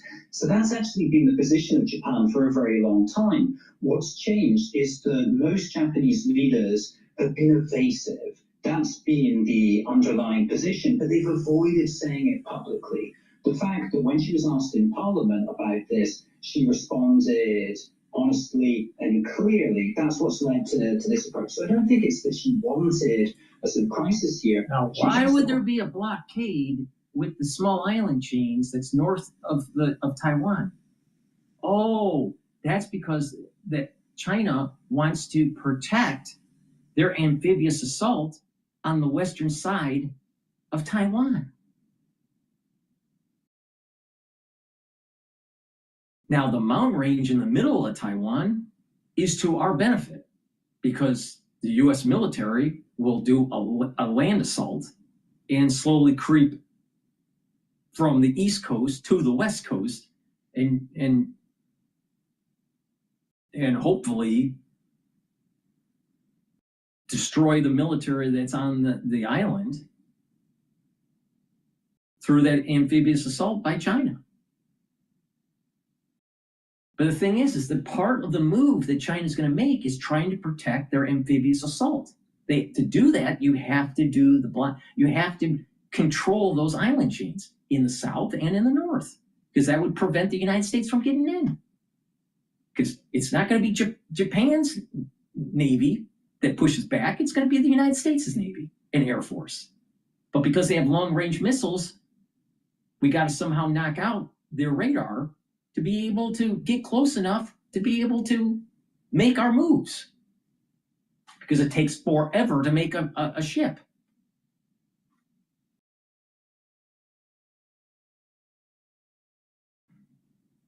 You know what? People in general don't deserve the freedoms that they have unless you fight for them. And unfortunately, many countries and many people in the United States, they've become comfortably numb.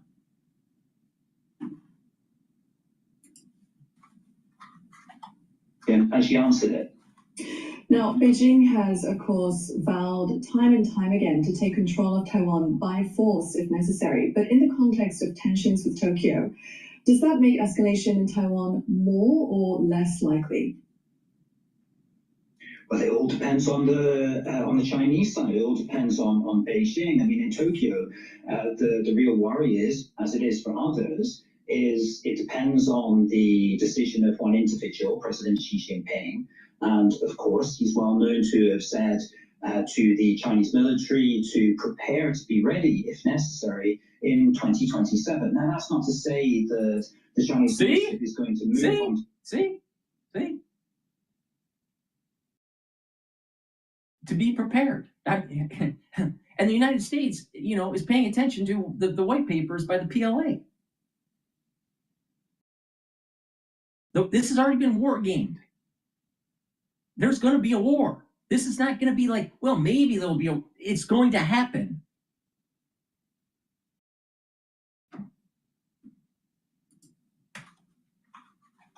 One in 2027, but it certainly makes the Japanese side nervous, and they would be remiss if they were not to prepare for all eventualities. So that's what Japan's doing. So the SPAD also touches upon, the complex history between the two countries. There's the animosity that, stems from Japanese aggression in World War II, but even since then, they haven't always seen eye to eye. How much of that has... What about the tens of millions of people that Mao killed? Well, we don't want to talk about that? Oh no, China is all good and not bad.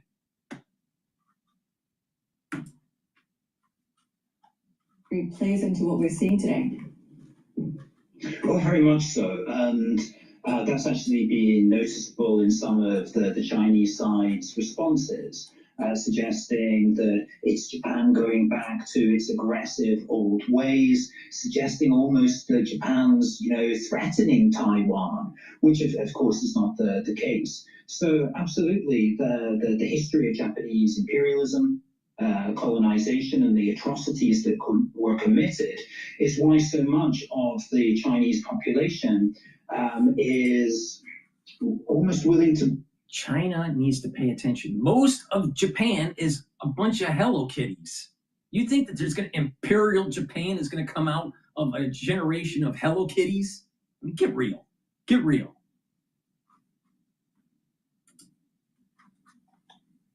Is the worst of its neighbor. Japan these days is a very peaceful country, but because of that history, there is the tendency to assume that Japan could go back to its bad old ways. And is there a risk that this will go beyond a war of words? How do you see the situation evolving from here on in? I'm still hopeful, actually. The Japanese side in particular has shown a keen willingness to de-escalate. They sent a member of the Ministry of Foreign Affairs to China to meet with a counterpart. He's wrong. Because hypersonic missiles are still in early development. It's better for the United States to hit China now. Now. Hit them now. Don't wait. Hit them now. Oh, we got to worry about all of these other major manufacturers and U.S. companies that are in China. You know, like Apple, right? Well, no. Hell with Apple. Big deal. They shouldn't have been in China to begin with. They should have built their damn phones in the United States. And people don't want to pay attention to what was the reason why Steve Jobs had their manufacturing in China. It was because Apple was going bankrupt when he was the interim CEO. Remember when he came back? They thought that Apple was going to go bankrupt. And so the only ones that were willing to do the manufacturing for them was China. Voila.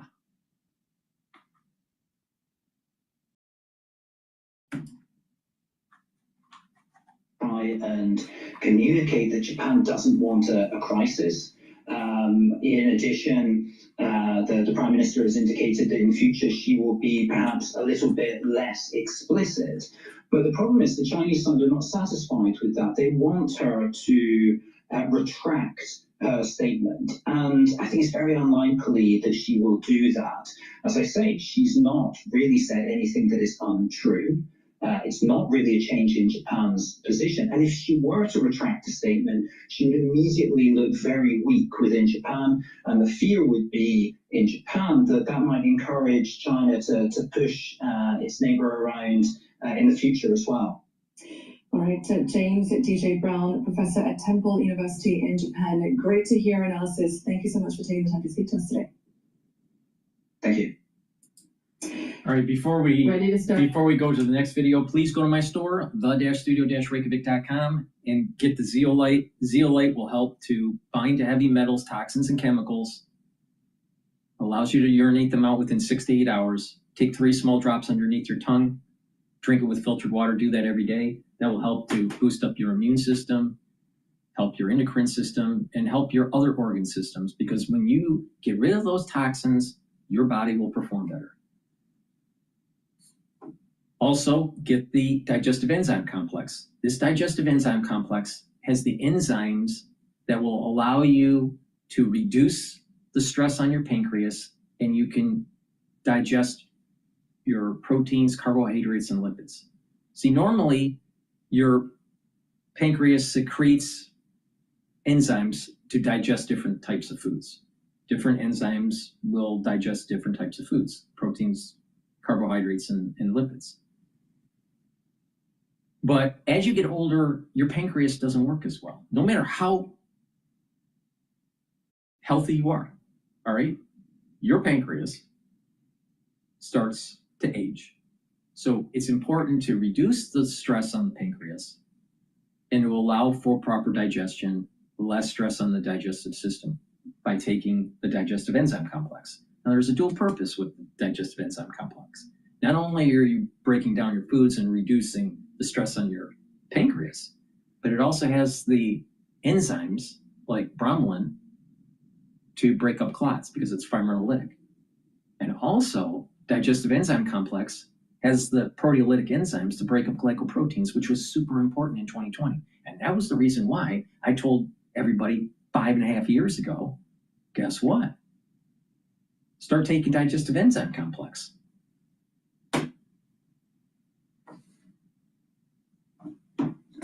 And get the complete multivitamin. Complete multivitamin is easy to digest, and it has the multivitamins that you need as cofactors for enzymatic activity so your cells perform properly. Again, this is easy to digest. And you get better absorption with this. This is a very high quality multivitamin. It's the foundation for good health. So to get the proper cellular processes to perform, get this multivitamin, and it's the foundation to slow down the aging process. And stack it with the probiotic. This one is the powdered version. I also have a veggie cap version. You drink it with filtered water. And with a good probiotic, you're improving your gut biome, you're improving your immune system, you're improving your metabolism, and you're going to be able to sleep better. And when you sleep better, you're going to be able to consolidate memory, you're detoxifying your central nervous system, and you'll be well rested. And over time, you'll also see that your skin is improved. Good health starts at the gut. So the foundation for the anti-aging protocol is to take the multivitamin and the probiotic together. But then you build off of that. Max 35 or cleanse for the first pillar. The second pillar is C60. Third pillar is turmeric, ashwagandha, and lignans. And the fourth pillar, boomer boost. And that's a very comprehensive stack to slow down the aging process. And ubiquinol. Ubiquinol will soak up free radicals, help with the health of your mitochondria, increase your energy levels, and protect your neurons. This is the most bioavailable form of CoQ10 that you can get. You can't get anything better than what I have in my store. So please go to my store, the-studio-reykjavik.com, get this ubiquinol. It's the most bioavailable form of CoQ10. It's really important to protect those neurons, especially when you start getting older. Once you get to age 40 or older, you really need to pay attention to neural health. All right. Let's listen into Bloomberg. Sales for Costco versus Dollar General. They're up about 80% for Costco and they're roughly flat for Dollar General. If you look at it from the point of 22, so that was pre-pandemic. If you looked at it from the point of 22, you're down about, call it high teens for Dollar General, and you're up about high teens for Costco. So about a 34% spread between the two on a 2-year basis. And then as we kind of go into 25, it's just becoming more pronounced and more extended. And really there was a little bit of trepidation in Q2 around obviously policy and tariffs, and everybody kind of pulled back. But then as we kind of moved into August, that top end of the K just really took off, extremely robust. And I think that was generally a wealth effect where people had excess savings to treat themselves. But the lower end, or the less affluent, I call it really the more affluent to less affluent, the less affluent became more concerned that we'd have another bout of inflation and became more tight with their dollars. We saw a more pronounced paycheck cycle. And so as we kind of move into this like tail end of 25, that more affluent is, spending with gusto, and the lower end is, curtailing their discretionary spending or just curtailing spending. And so consumer staples companies, see that because they serve everybody. Sure. That's becoming more pronounced, et cetera. So that's how I see it. Okay, so with that in mind, Thomas, what does that mean for a company like Disney, which appeals to a mass audience and needs the volume, but certainly pricing has gone up, and we've learned from the CFO, Hugh Johnston, that they're going to implement a dynamic pricing model at the U.S. parks as well. Yeah, I think, what we learned from Q3 is this K-shaped economy, really wasn't, certainly there were brands that were, fully exposed to the lower half of the K. We are talking about, and thus have been challenged. The dollar stores have won trade-in, so that they haven't been really challenged this year. But what we see here in Q, really ending the year, is really a lot of kind of re-examination of pricing and margin plans, where companies are having to reinvest to try to drive volume or market share. So this K-shaped economy is kind of generally wasn't too much of a problem for kind of consumer servicing brands, but that's really no longer the case. And so like in, QSR, limited serve, it was a tough year. And then finally, as we kind of ended Q3, really a commitment to try to regenerate volume by adding more marketing, add more loyalty benefits, and more price promotions or discounts or permutations of the menu. We heard that from Parks and from Cedar Fair, their results, they had to spend a lot in pricing, promotions, discounts, et cetera, to try to drive the volume that they got. When we look at Disney, I mean, they've fared better. I call it the premium of all of the destination theme park brands, and so they're more exposed to that top part of the K than Universal, certainly the more regional theme parks. But I think it's just like this whole dynamic of the K-shaped economy is starting to really undermine volume and revenue and price realization for multiple brands. I think they're going to go back to Disney. Their, from memory serves, their per cap spending, if you will, was up about 6-7%, which I thought was surprising. So that was a pretty aggressive rate at a time where they clearly have the competition from Epic and from Universal, and Universal, in our terms of our data, had a very strong Florida business. Obviously, California not so much. Disney was able to hold in there. Parks, did what they could to have a favorable story around Orlando and the Orlando market overall, but that cost them in rate. All right. I'm going to pivot over to CNN talking about Europe puts forward counter proposal to Trump's Ukraine plan. Please go to my store, the-studio-reykjavik.com, and get the magnesium and zinc and the vitamin C and magnesium. Stack them together to get the max benefits. It's going to help to boost up your immune system, but also help with brain function and increase the efficacy of vitamin D3. Magnesium and zinc, super important for brain function and an immune system. Vitamin C and magnesium, also important for brain function, immune system, and your skin. So please go to my store and get those zinc and magnesium and vitamin C supplements. Myotrol will help to build muscle. When you get older, you start atrophying, and it's hard to build muscle, and there's an increase in loss of muscle. Well, if you take Myotrol, that will help to build that muscle because it helps with the gene expression. It has polyphenols, flavonoids, and lignans to help with the gene expression to build muscle. Do some resistance training, take the Myotrol, and that will give you the muscle gains that you need to have good health. When you get older, you lose muscle. You want to take the Myotrol, gain that muscle, do the resistance training. Now, olive leaf extract, dual purpose. It's going to help with the immune system and your cardiovascular system. It brings down inflammation, and it helps to control your lipid profile. Super important. You should be taking this every day for your heart health, but also to help with your immune system. So a good stack here to take the Myotrol and take to help with your muscles, take the Myotrol to gain muscle mass. Olive leaf extract to help with your cardiovascular health and your immune system.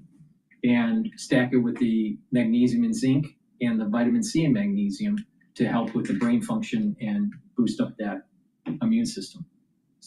And boosting up your immune system is super important year-round to help slow down the aging process, but also, especially for the winter season. So go to my store, use discount 5, you get $5 off any order, stack them like I'm telling you to stack these supplements, and you're going to slow down the aging process. If you spend $100 or more, you get a free gift until supplies last. Please go to my store, the-studio-reykjavik.com. All right, let's listen into CNN and Europe's proposal for Ukraine. France and Germany have put forward a counter-proposal to US President Donald Trump's peace plan for Ukraine with a key number of changes. Sources have confirmed the validity of the draft text to CNN, which was obtained by Reuters. Now, among the key changes, it scraps the language regarding the restriction on NATO, instead stating that Ukraine joining NATO depends on the consensus of NATO members, which does not exist right now. NATO will not permanently station troops in Ukraine during peacetime, instead stationing them in neighbouring Poland. Look, my next guest is Kaja Kallas, the European Union's foreign policy chief. She told the US president's team that any plan without the backing of both Kyiv and Europe will fail. She joins me live from EU headquarters in Brussels, and it's really good to have you. Thank you so much for joining us. Donald Trump has just posted on social media, quote, "Don't believe it until you see it, but something good just may be happening in Geneva," he said. What can you tell us about the latest diplomatic developments? Does this something good that Trump is referencing involve the European counter-proposal to the initial, what was controversial US plan? Well, we had our money set aside in a savings account. It wasn't doing anything for us. That's when we found Wealthfront with our cash account, with all the interest that we earned. It made us feel like we got a huge piece of this kitchen for free. The high APY with Wealthfront was a clear winner. Do you work in IT and find yourself drowning in software patches? Think back over the last month. How many hours have you lost manually applying them? If you're like, well, of course, everybody wants peace. That is very, very clear, and we welcome all the efforts to achieve this peace. But we shouldn't take the focus off who doesn't want the peace, which is Russia. I mean, we haven't heard of Russia making any concessions or any concessions to be asked from Russia, because we should be discussing on how Russia would not invade again and how Russia would stop this war. And not what Ukraine could or should give up, because there's one victim and one aggressor in this war. Does this at least feel substantive from Europe's position? This is a US drafted 28-point plan. But if you look at those 28-point plan, 28 points that are on this plan, it's also clear that none of these plans or points are about Russia making any concessions, which is a problem, because if you look at the history, they have invaded their neighbors many times, whereas their neighbors haven't been invaded them ever. So we should move from discussing how it would be easier for Russia to invade again to discussing what should we do and what kind of concessions should Russia make in order not to invade again. Got the bell ringing on Wall Street. Investors there will be keenly watching what is going on in Geneva at this point, as these technical teams get to work on this evolving draft, as Marco Rubio has described it. Earlier this hour, I spoke to Nigel Gould-Davis of the International Institute for Strategic Studies, and he's also the former UK ambassador to Belarus, as you'll know. Here's how he described this plan at this point. The plan itself, I think we should describe as a sort of Frankenstein plan. It has different parts sewn together from a series of apparent conversations with some Russians, although not President Putin himself, and there are parts of that plan which seem to borrow provisions of the earlier Gaza peace agreement, conducted in a very different situation. These are, to say the least, very unpromising conditions for producing something that would be acceptable to all sides. Is that a fair assessment to your mind? Well, this is again, the point that we should focus on what are the asks for Russia, because we want this war to stop. And the asks for Russia is, to start with, we should ask that they keep to their international agreements that they haven't so far, kept. So start from there. Also limiting the military of Russia, limiting the military budget of Russia, so that they wouldn't be able to invade again. If we put the limitations on Ukraine, who hasn't made any invasions on their part, then Russia just gets what it wants, and then we are walking into these traps. What we have to understand right now is that although Russians want to make us believe that Ukraine is in a hurry and Russians are not, but this is actually not true. Why they're making a good face to Americans that they are open to peace again is because they are afraid of the reparations loan. I mean, the Russian frozen assets to be used, and they are afraid of the sanctions because they are running out of oil revenues to fund this war. And wars also end when one party runs out of means to fund it. And that's why they are making these faces, and that's why our response should be pressure on Russia, who is the aggressor in this war. Well, let's get some detail from you on this plan, this counter plan. A European official has confirmed to CNN that the reported text of the UK, French, and German counter proposal is accurate. That text removed the US proposal's recognition of 3 eastern Ukrainian territories as de facto Russian territory, and it removed references to territorial concessions. Is there a possibility of the EU supporting a plan in any way that forces Ukraine to cede territory? Well, what we have to understand that if Russia could conquer Ukraine, they would have already done so. So to offer them something that they even haven't conquered militarily is, offering something on top of what they already have, or what they have achieved on the battlefield, which is definitely avoiding or rewarding them for the aggression, which is a very bad sign. So again, I think we shouldn't fall into the traps to discuss all what Ukraine should give away, but bring the discussion back to the territory what Russia should concede, because they have started this war and they are doing the killing. Okay, what about what Russia has conquered militarily? Well, we have called, and Ukraine has agreed to unconditional ceasefire already in February this year. So, of course, there should be a ceasefire in order to start the real talks. There is clear distinction also between de jure and de facto. So one is what Ukrainians are able to conquer back, but the other one is the stalemate where the things actually stand, and not recognizing any territories or conquering of the territories de jure, because that would go really in conflict with all the agreements that we have. Can you confirm that all European countries are on board with this document and together? And if not, how you expect Ukraine and Russia to agree if the EU doesn't? Well, small business owners across the country are using Amazon to pick up, store, and deliver their products. Yeah. Hot diggity dog, John. Finance the old way. Finance the ramped way.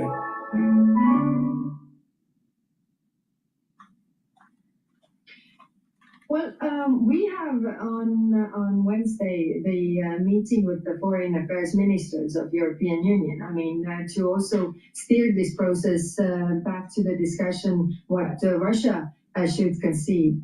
So to really, have the approach from the European side, what we want to see from Russian side, so that this would not happen again. So as we speak today, you can't tell me that the Europeans are speaking with one cohesive voice. Well, in Europe, we have 27 different member states, and of course also 27 different historical backgrounds, whereas also 27 approaches when it comes to historical background regarding Russia. So clearly, in order to rush into any agreements, we want to understand what is the price, and again, shift the focus to Russia, who is the aggressor here. Can I ask you, have you spoken with Secretary of State Marco Rubio? If so, what's been your message to him? And it is worth noting that Europe still buys oil from Russia. If the European allies are in the talks, is this going to be one of the sticking points that the US is going to bring up time and again? Well, President Trump gave exemption to his friend who is buying the oil from Russia, so one of the member states. Actually, it is true that it's kind of strange that we are still buying oil from Russia that is funding this war. And many member states have already ended it, whereas some haven't, and that also gives revenues for Russia, which is definitely not a good thing. Leave it there. We thank you very much indeed for your time.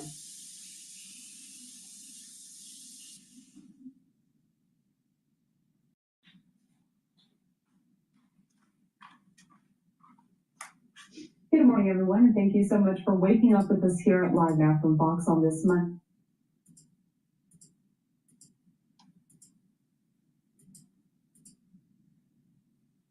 Company who made $96 million just last year. And if you force these workers to go on strike, then I will be there with them on that strike as well. So, New York City's new mayor has wasted zero time taking control of the Democrat Party by calling for nationwide boycotts of Starbucks over what some unionized workers say is the outrageous pay of the company's CEO, who makes 6,000 times as much as a barista, which even a level 1 socialist will tell you has to be unfair. And as you're about to see, these protests could spread to other businesses in the near future. While Starbucks refuses to come to the table and negotiate in good faith, they are profiting off. See? Communism doesn't work. And what's even weirder with this whole thing is that Starbucks isn't even that great of a coffee. I'd prefer Dunkin' Donuts. Please go to my store, the-studio-reykjavik.com, and get the Max 35. Max 35 will help to boost up that immune system and help with the health of your oral cavity and your oropharynx. Help maintain that mucosal barrier and help the health of the epithelial cells. Super important. Get the Max 35 or the Cleanse. Cleanse is 30 parts per million. Max 35 is 35 parts per million. Take it every day. Take a teaspoon a day. Gargle about 20 seconds or so, and then swallow it. Very effective. And go to my store, the-studio-reykjavik.com, and be prepared for the winter season by getting the drops. You can get it in honey and lemon, blueberry, and cherry flavor. Please go to my store, get the drops, get a few bags for your household. They're very high quality. Right when you have that throat irritation, take it right away. It will mitigate the problem. Please go to my store, use discount 5, you get $5 off any order. You spend $100 or more, you get a free gift until supplies last. Sweat of my brow. I work holidays and weekends, but Brian Nichols doesn't think my union is worth negotiating with. What's the plan and how big could this get? It could get really, really big nationwide. Union members and their allies vowing to strike in 25 cities to kick off the holiday season and apply more pressure in their campaign to demand better working conditions. Starbucks has responded, saying their employees already have some of the best in the business at $30 an hour in pay and benefits. The company is stonewalling and not coming to the bargaining table and giving us any decent proposals. A company that has spent the last 4 years trying to break our union, committing the most labor rights violations in U.S. history. So union spokesperson says, if they continue this, if they keep this up, Starbucks, their business could come to a grinding halt. I'm not a big fan of unions at all. At all. It makes things more expensive.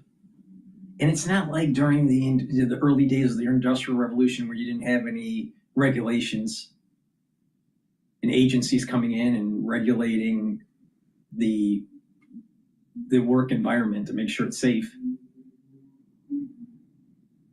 But unions, what they do is that they eventually make it so expensive that no one wants to go there. And unions, a lot of times, ends up creating a workforce that's just lazy.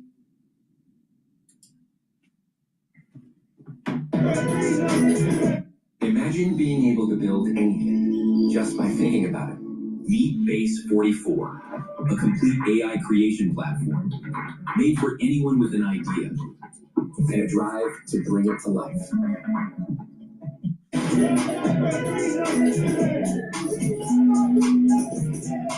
So in our new mayor isn't attacking Trump, he's attacking Starbucks, trying to shut them down. And what nobody's talking about is America is full of companies that don't pay their workers, as well as Starbucks, revealing that there are many targets out there for the communists to go after next. We're talking every business from Target to Taco Bell, as very few part-time entry-level service positions pay anything close to what's needed to afford life anywhere in America, let alone put yourself through college or buy a house. And the striking workers at Starbucks have made it clear they feel trapped, and they are. However, we're talking about part-time entry-level work here. These jobs, they do exist, yes, but not to enrich the worker, but rather as part of a corporate machine, which in fact is how every job works, no matter how much it pays, even the CEO's job. And the brutal reality of this strike is it reveals jobs exist and are offered to benefit the company first. And if there's time, the employee, which includes Starbucks itself. They'd get a cheaper CEO if they could. And if they need people to work as baristas or managers, they're going to figure out what they can afford to pay and then find workers desperate enough to accept those positions. But you know something? That brings us to the real reason why these strikes are happening. Starbucks is not the only company out there that wants to try and figure out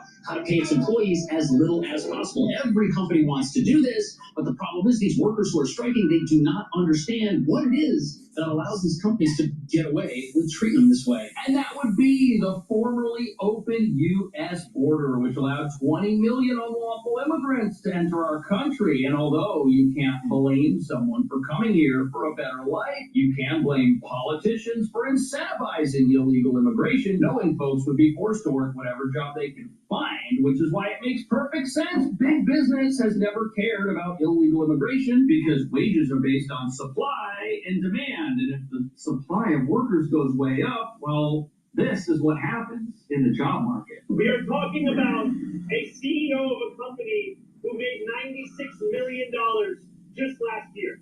$96 million, which is 6,666 times the median Starbucks worker salary. He's 100% right. The CEO did make that much. Is that a lot of money?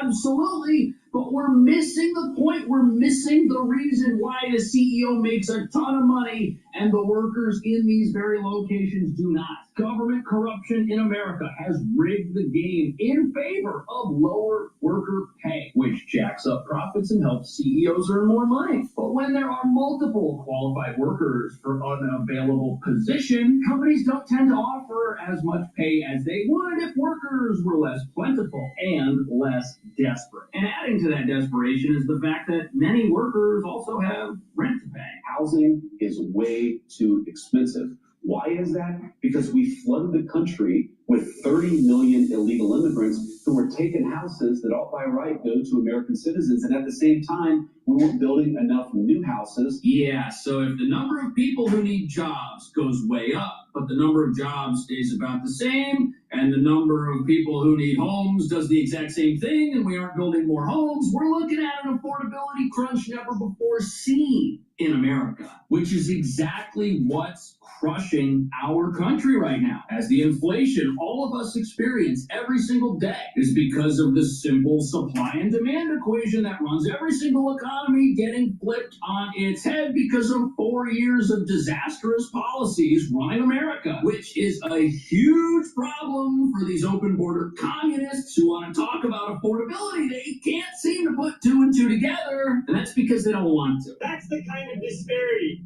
that we are seeing here. And what these workers are asking for is the bare minimum.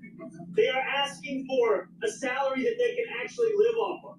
They are asking for hours they can actually build their life around. So if you want a better life for the everyday working man in this country, which all of us do, you've got to understand that is impossible if corruption devalues that person's labor and that person's skills to a point where companies can exploit workers. And I want to be clear about something. Starbucks is not doing anything they have not been enabled to accomplish with the help of the government. They're not not paying people less than minimum wage, but they certainly aren't paying people more than they have to. And since so many people are looking for jobs right now and looking for work and looking for extra hours because of terrible U.S. government policies, they're getting away with paying people as little as possible, just like every other business that's out there. And what's fascinating is these policies not only enrich CEOs who are the enemy of the communists, but also their other enemy, who are landlords. That's right, because now their homes are worth more as more people need homes, and they can charge higher rents and sell them for more money. And it's not the fault of illegal immigrants that worker pay is low. Instead, it's the fault of politicians who decided to open our border and tell people laws don't matter, which gave greedy companies access to millions of additional workers. And look at this, by closing the border and deporting people who have broken America's law, wages are starting to go up in this country. Plus, if everybody who gets deported leaves behind a job and an empty apartment, rents are going to come down as well. And someone will find work or pick up extra hours. Two things that could really help folks who are here legally and are struggling at a company like Starbucks. Brian Nichols made $96 million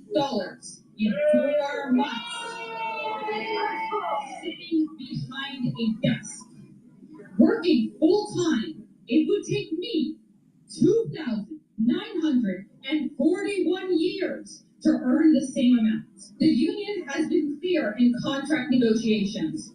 We want better take-home pay, more regular hours. This worker is 100% right. She doesn't make as much as she probably should. But the problem is she doesn't understand the real way to punish a company like Starbucks is to make them pay workers more money. How do you do this? You do this by enforcing America's laws. You do this by protecting the right of people who are legitimately here to enjoy their lives and pursue happiness as they define it. You do not do that by opening the border. You do not do that by punishing these companies after they've benefited from a government-sponsored open border. No, because if you were to do that, if you were to go after these companies and punish them and put them out of business while keeping the border open, you're not solving anything. You're just keeping the problems that Americans are experiencing going. You're fueling the machine that leads to desperation and then the exploitation of every single worker in our economy by virtue of the devaluation of the skills they bring to the table. The Washington Post claims 1 million foreign-born workers have exited the workforce since March. The Post frames this as a sign of the weakening labor supply, which is good for workers because wages go up. And look at this. They are continuing to beat inflation in a boost to workers' spending power, which helps combat affordability. And then it says it right here. In other words, with fewer illegal immigrants, businesses have had to raise wages to attract workers. And look, even if Starbucks isn't hiring people who are in the country illegally, at least knowing it, if you've got an overall worker supply in this country which has been inflated, and some companies are doing that, what does that do? That takes away opportunities from people who are here legitimately, thus forcing more people to perhaps seek employment at places like Starbucks than would have in a situation where the border was shut. And remember, this same individual is also getting crushed by the cost of their home, something these socialist policies have absolutely no plan to deal with. Yeah, so a few things about that, Sean. Dearly beloved, we're gathered here today to celebrate. How much should I save for my kids' tuition? You don't have any kids. Not yet.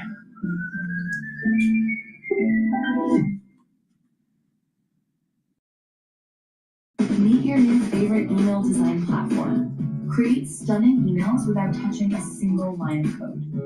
With our editor, deal with. Yeah, so a few things about that, Sean. First, we probably need to build about 5 million new homes. And if you look in the red states, we're actually doing a very good job. One of the biggest challenges that we have in the housing market, aside from too many illegal aliens who are taking the houses of American citizens, is that in the blue states, you're not building enough houses. So you go to California. That's true. That's true. There's not enough building of housing. That's a big problem in New York. But you know what? Another problem that we have in the United States, we have people that are making a ton of money in venture capital that really don't know anything about business. J.D. Vance is one of them. The only reason why he was able to make so much money was because of his wife's connections. It's not because he understands business, because he doesn't. He doesn't even understand. He's invested in biotech. He doesn't even understand anything that's dealing with the technology. Not one bit. It's all about connections. And there's something about J.D. Vance that I don't trust. You know, he wants to look like he's older, so he's a little bit more believable in terms of leadership. What does he do? He wears a beard because he looks pretty young when he doesn't have the beard on. He hides, and then he was a never Trumper until he became a Trumper. I don't trust J.D. Vance.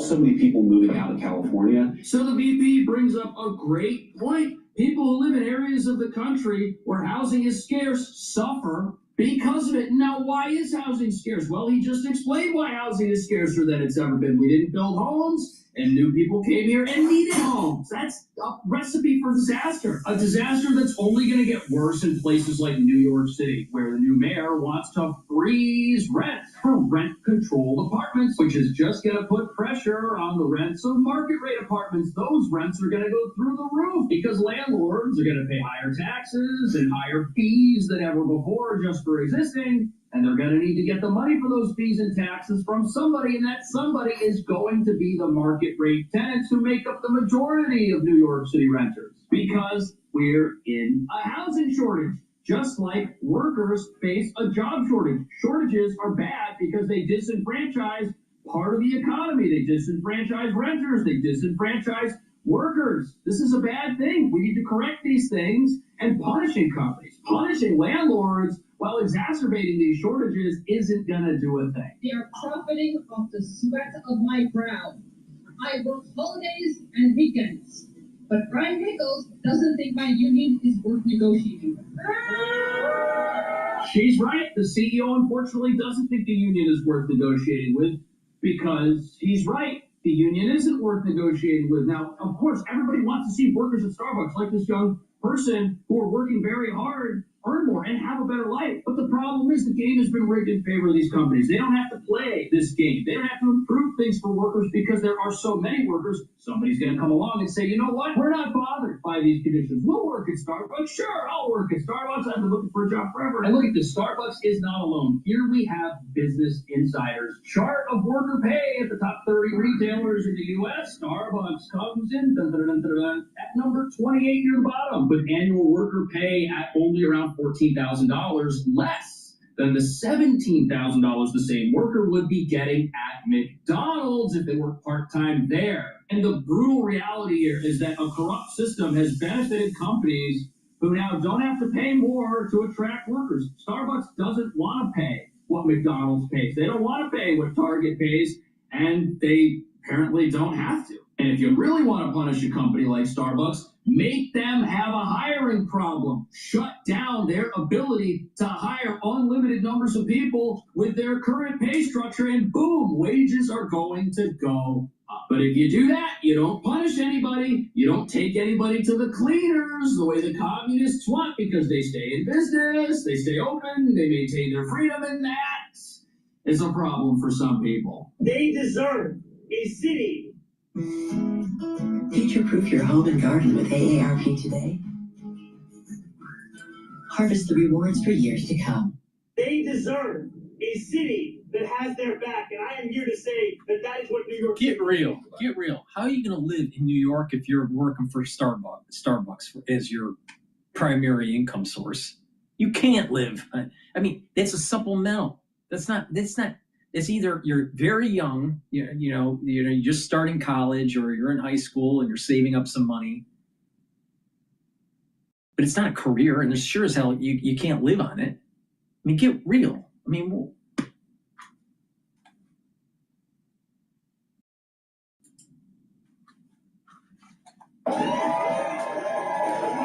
My message to Starbucks is that I stand here today to practice with these workers, and if you force these workers to go on strike, then I will be there with them on that strike as well. So I have no doubt that the new mayor will be at any strike that takes. Now think about it. Now let's say you're a landlord and you have space that you're renting out to Starbucks, and then Starbucks decides, you know what, we just can't afford the cost of our employees in New York. We're going to close down half the stores. And so now his communist policies have affected the landlords. Now they can't collect rent because Starbucks closed half their stores. You know, businesses close down. And then when the businesses leave, they don't pay taxes. Where's the tax revenue then for the city for all these free social programs? Oh, you got to increase the taxes with the remaining businesses and the population at large. Communism, Marxism, socialism never works. Never, ever, ever works.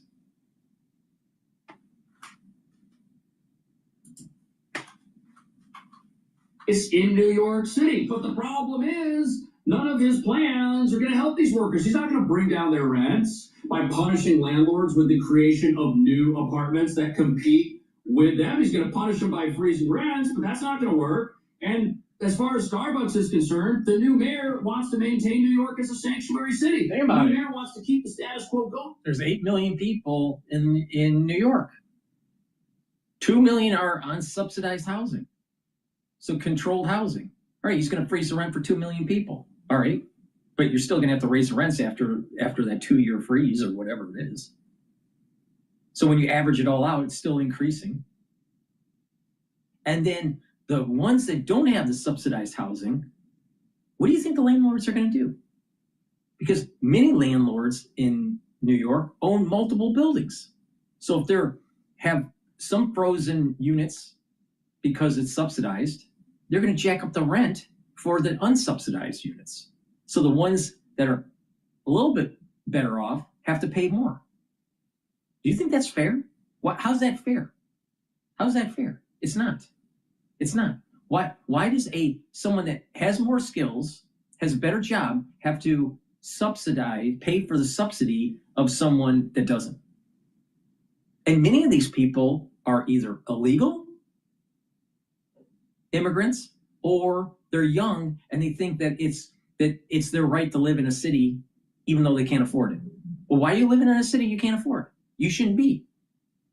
And to really get down to the rubber meets the road with this, New York doesn't want you. New York doesn't want these people.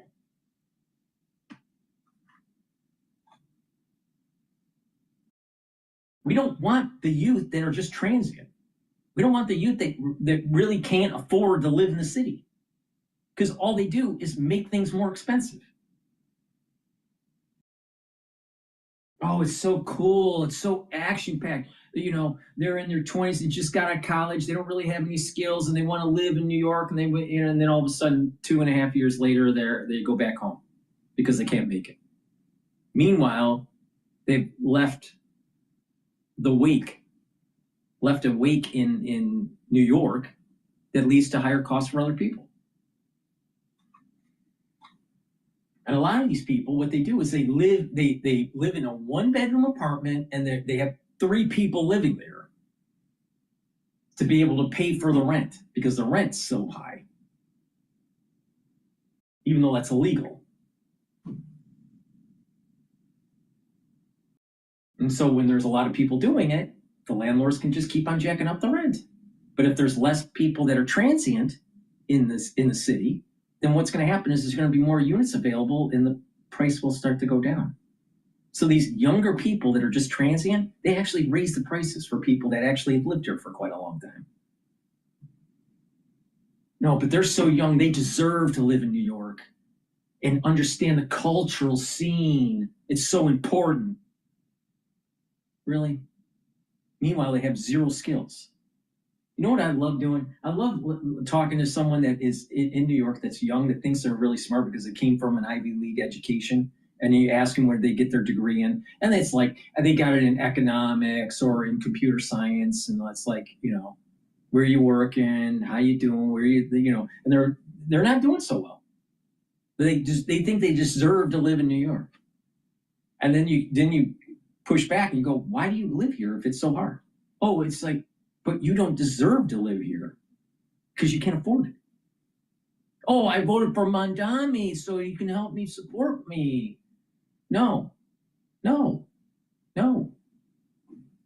Don't come to New York if you can't afford it, period.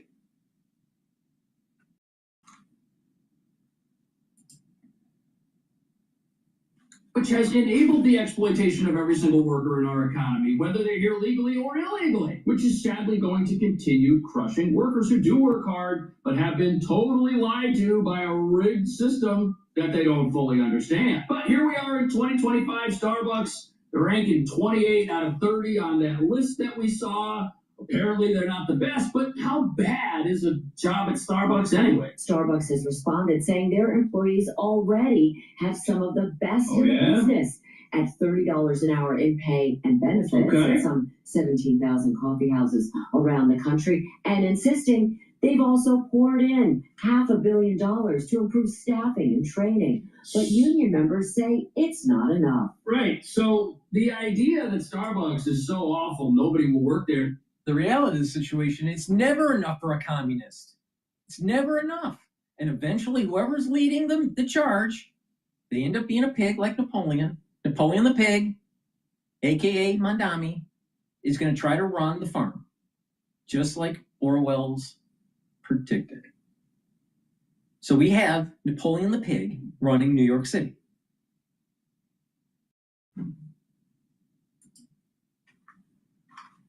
Really hold water because they got 17,000 locations. They're not all unionized locations. But what we're talking about here is a tedious balance. The affordability crisis in this country has gotten so bad because of lawless activity in this country that many people find themselves tapped out. And just because people are applying at a job like Starbucks today doesn't mean they're going to be able to afford their rent tomorrow. But the good news is, if you think you can afford your rent by working at Starbucks, you're out of your mind.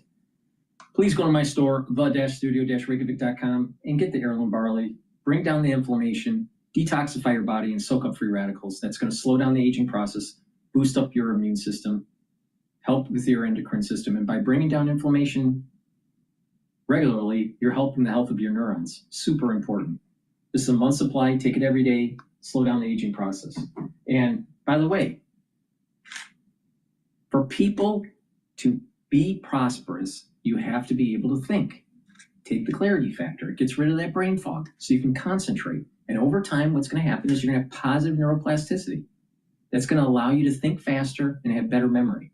Take this every day to improve your neural health. It's very high quality. Take it every day. Drink it with filtered water. And vitamin B complex boosts up those energy levels, revs up your metabolism, and protects your neurons. Very high quality vitamin B complex. And if you're 40 years of age or older, this is super important to take, especially because you need to protect your neurons. All right? We went through a crisis, and we're now in 2020, and we're feeling the aftershocks of it for various reasons. You know, there are various problems will pop up. The big C. Autoimmune problems, right? Immune system issues and dementia, early onset of dementia. Those are the aftershocks of 2020. You need to start protecting your neurons. Now, the reality of the situation is this. About 30% of people that are 40 years of age or older within the next 5 years are going to get early onset of dementia. And there are three categories. Out of that 30%, 75% of them are going to have ischemic problems, microclotting and microbleeding that leads to neural death. About 24.9% will end up having amyloidosis, a buildup of plaque. And about 0.1% will end up getting prion disease.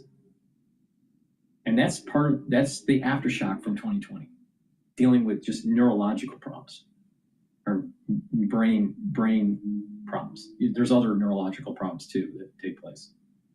But the bottom line is this: you got to protect your neurons.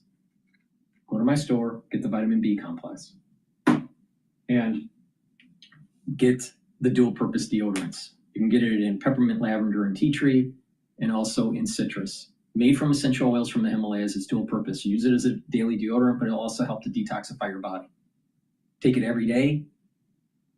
It's for males and females.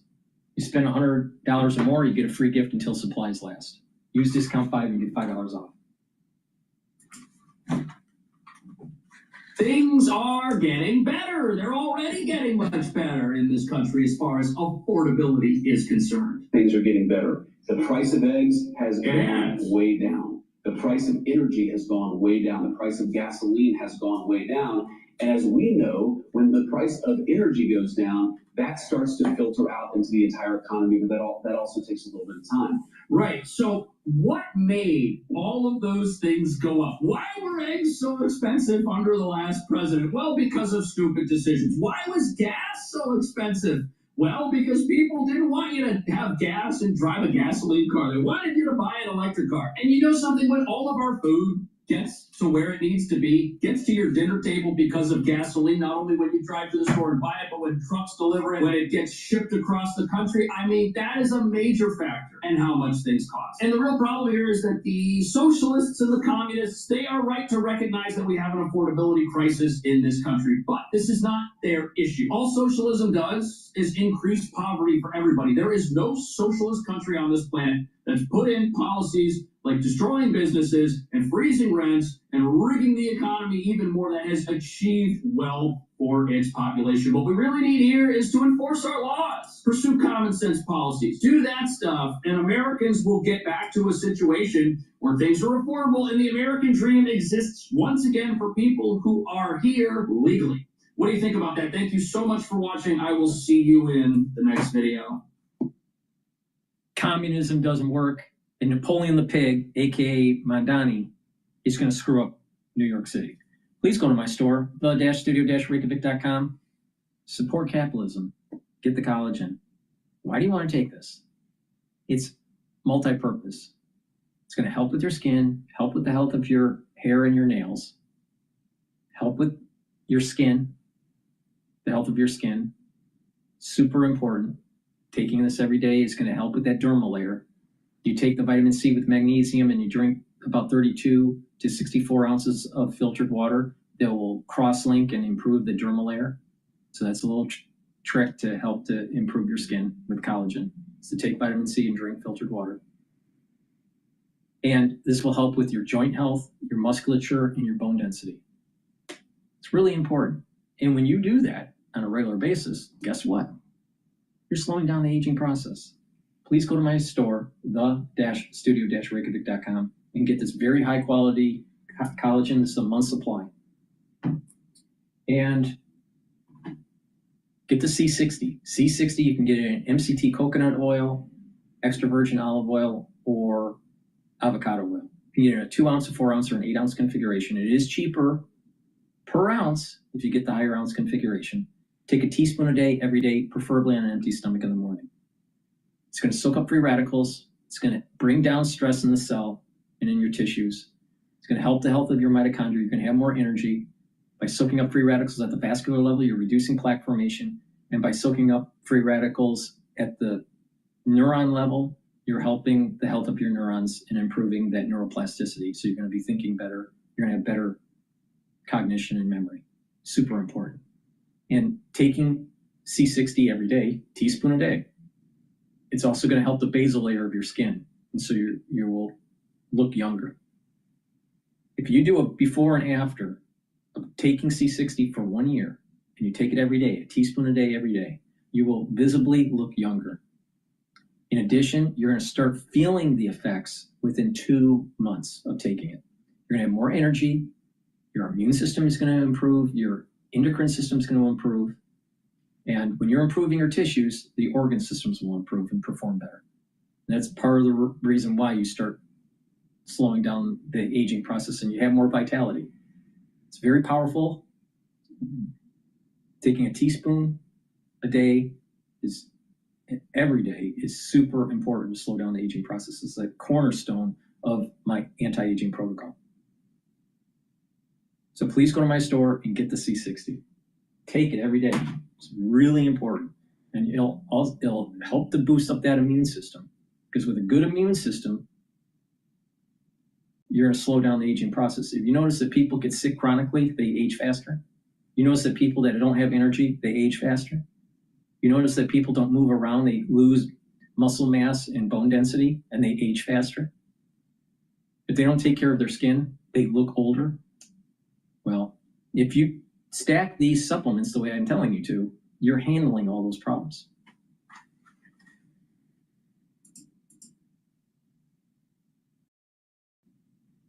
Unbelievable. I tell you, there is too many people, there are too many socialists in this country. It's crazy. It's absolutely crazy. Let's listen to Ken Burns about the Revolutionary War documentary that he created. Food security is national security. Phosphate powers America's farmers, but global competitors like Russia and China threaten to.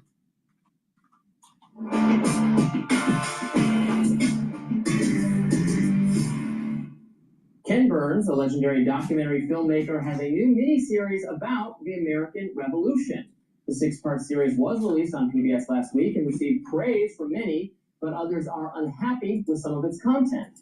The documentary prominently features Native Americans and makes a case for why their role in the revolution has not been given enough credit in the past. The focus on indigenous nations was celebrated by the Native American news outlet, Native News Online, which writes, quote, "For generations, the story of the American Revolution has been told and thought it unfolded on an empty continent. Textbooks, documentaries, and popular histories have centered the founding fathers, their debates, their battles, their lofty ideals, while ignoring the indigenous nations whose homelands became the battlegrounds for a new republic. Native peoples were never bystanders to the revolutionary era. They were central to it."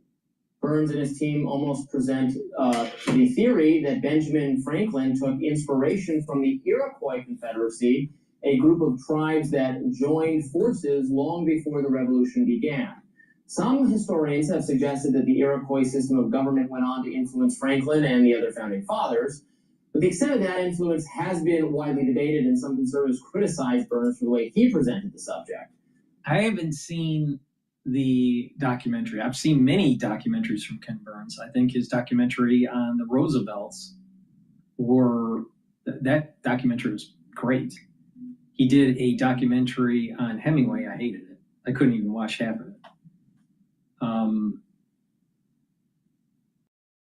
So I think there's been one on the Civil War. There was one, I believe, on World War II, or it might have been he coupled World War I and World War II. I think it was just on World War II. So he does great work. There's some of his documentaries I just cannot stand. I hated that Hemingway documentary. I have not seen this one. Hopefully I will. But my understanding of our governance, our system of government, you got to remember, is really based on Freemasonry. All right? And Franklin was a Freemason. He was actually sponsored by Voltaire. So, but the thing is that he was a Freemason, and it was based on a loose governance structure that's like the Freemasons, but also borrowed a lot from the Roman Republic and what was good and bad about it, and the need for a Senate, which is more like the elders, an upper chamber for the legislative branch. The idea that you need a judicial branch to determine what is legal based on laws that were passed and what was based on the Constitution. And this idea of representation by the masses. And that's also loosely borrowed by the Republic in Rome. So they were trying to and then you had a president under the executive branch that represented kind of like during the Roman Republic, there was a elevated statesman that you could loosely consider as a president of today, in our terms today. The problem was that they could go into an emergency power that leads to absolute control and have dictatorial rule, and that's what led to that's the sunsetting of the Roman Republic and moving towards the Roman Empire with the emperor, running the show. So they were trying to take lessons learned from that experience in the Roman Republic and the fall of the Roman Republic, and have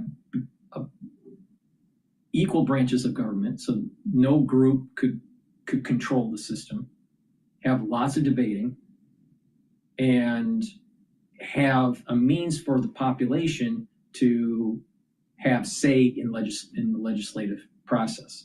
And that's what the House of Representatives, are representing the people.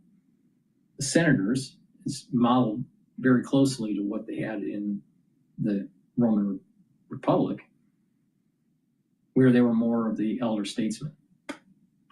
So I don't know where Ken Burns got this Indian thing, because there seems to be a direct map to the Roman Empire. But I have to give Ken Burns the benefit of the doubt because I haven't seen the documentary. Review writer Dan McLaughlin says the Iroquois system, while sophisticated and forward-thinking for its day, is also nothing that would be recognizable to Westerners as a democracy, let alone some sort of precursor to our constitutional system. And Federalist magazine writer Adam Johnson says, well, this isn't about lies, truths, or half-truths. It's about propaganda, the most powerful of which is built on all three. Within the first moments of the documentary, we are immersed in a progressive framing. Propaganda works by controlling the lens through which we see things. I haven't seen the documentary, so I don't know how emphasized the Iroquois Confederacy thing is. If it's significant, then that would be a mistake, because Benjamin Franklin was aware of and appreciated the Iroquois Confederacy, and he's made remarks that if the Iroquois, 6 Native American tribes, could come together to form kind of one system, work together, then certainly the colonies should be able to do that. It didn't go much beyond that. Our founding documents were inspired by the Enlightenment and people like John Locke and So I think the way I'm interpreting this is that the Iroquois may have inspired our founding fathers to have a loose, a states' rights versus federal rights. So this is really federalism between statism, right? And so if you had an Indian nation that showed that you can have peace amongst other Indian nations, then yeah, you could borrow from that. But when you're talking about constitutional rights, that's coming right out of John Locke, with life, liberty, and property, or the pursuit of happiness. That's an enlightenment. That is not from the Indians, 100%. That's English Enlightenment. And the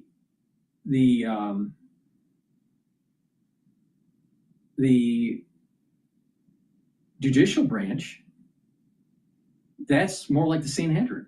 That's borrowing right. That's borrowing right out of the Old Testament. And then the Senate, and eventually the House of Representatives, the senators coming right from the Roman Republic. And the House of Representatives was having some means of the plebs being able to be represented and allow for the states to feel as though have more say based on population, because representation is based on population, while the Senate is based on 2 senators from each state, equal representation, the same amount, not based on population. So they were to get all the founding fathers in agreement. The three branches of government wasn't really coming from the Iroquois. This idea that you could have states working together based on some sort of common ground, maybe that was inspired by it. But you also had the Roman Republic that conquered certain regions and subsumed them and gave them citizenship, right, and means of commerce, and it was more of a federal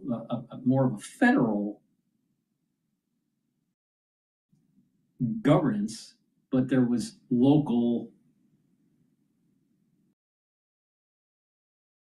also local governance, which is very similar to what we have today.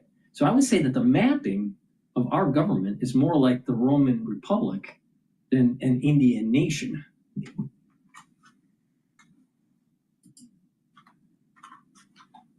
You know, Montesquieu, all those British, French innovations in democracy, it was Native American origin. That's kind of... I mean, in total, he spent, I believe, if I read correctly, like about a decade working on this. It's a 12-hour series, so I'm certain that we didn't focus on how much. It was more based on the Roman Republic and how Freemasonry works than Indian nations. I don't believe if any of the Indian nations even wrote. So, wait a minute, what was their constitution? They didn't have a constitution. Did they have some sort of judicial branch? Maybe they had elders that determine what was, right in the society or wrong in the society and what the punishment was. So maybe they did have some sort of court system. I don't know. But the mapping looks a lot like the Roman Republic.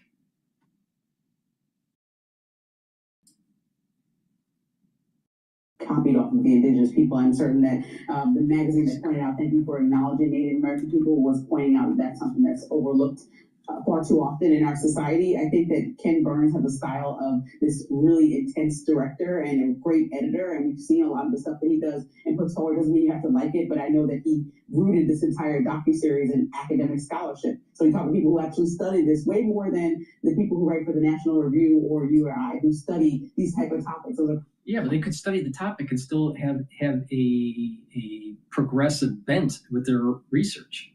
That's the problem.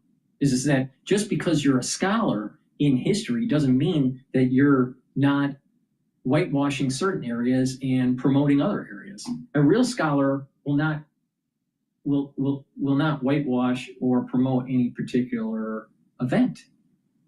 But the problem is with today's scholarship, it's all about progressivism. They're pushing an agenda. I have a hard time believing that our system of government is heavily predicated on an Indian nation's system of government instead of the Roman Republic.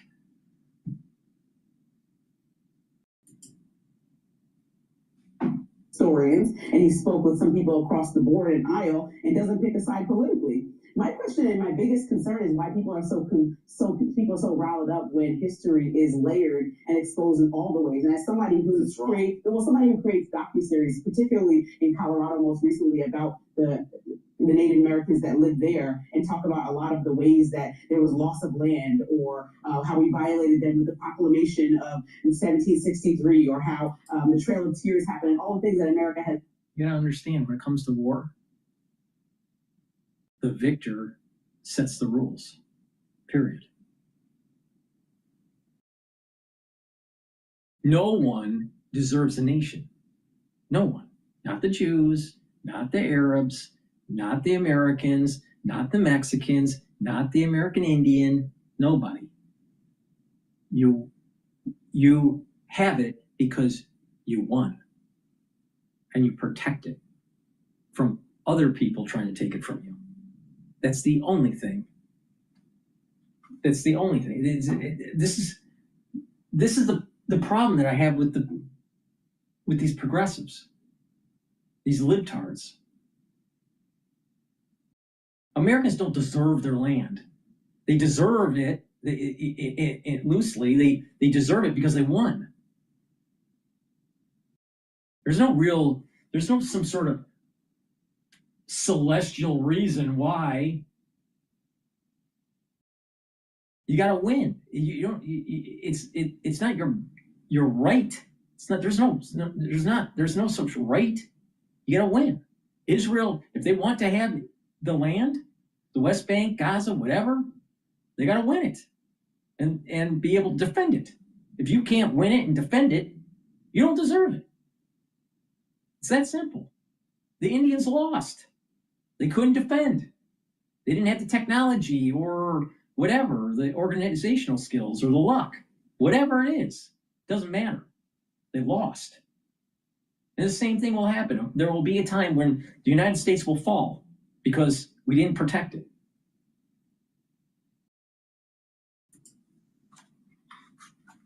That displaced and pushed Native Americans out. Why acknowledging them then becomes a problem to places like the National Review? That's what I would say. That they maybe want to look in the mirror and watch the entire documentary. We don't have a problem acknowledging that there is some connection to wiping away their history to say it has nothing to do with ours. It certainly does. We shouldn't wipe away their history, and we should acknowledge the injustices done to them without pretending that their traditions are what form the basis of our government, which is false. The entire docuseries is about people's traditions, history. If they don't have the right stuff to be an empire, then they lose. It's that simple.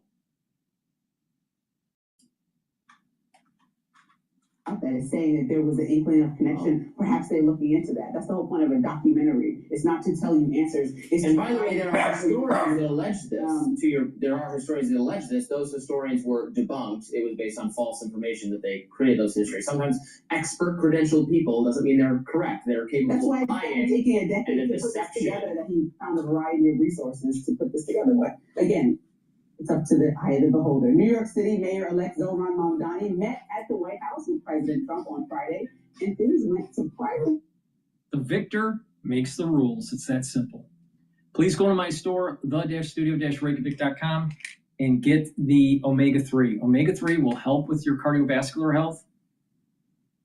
It will help to control your lipid profile, bring down inflammation. That's super important to prevent plaque buildup. Also, omega-3 reduces the stickiness of your red blood cells to prevent overclotting.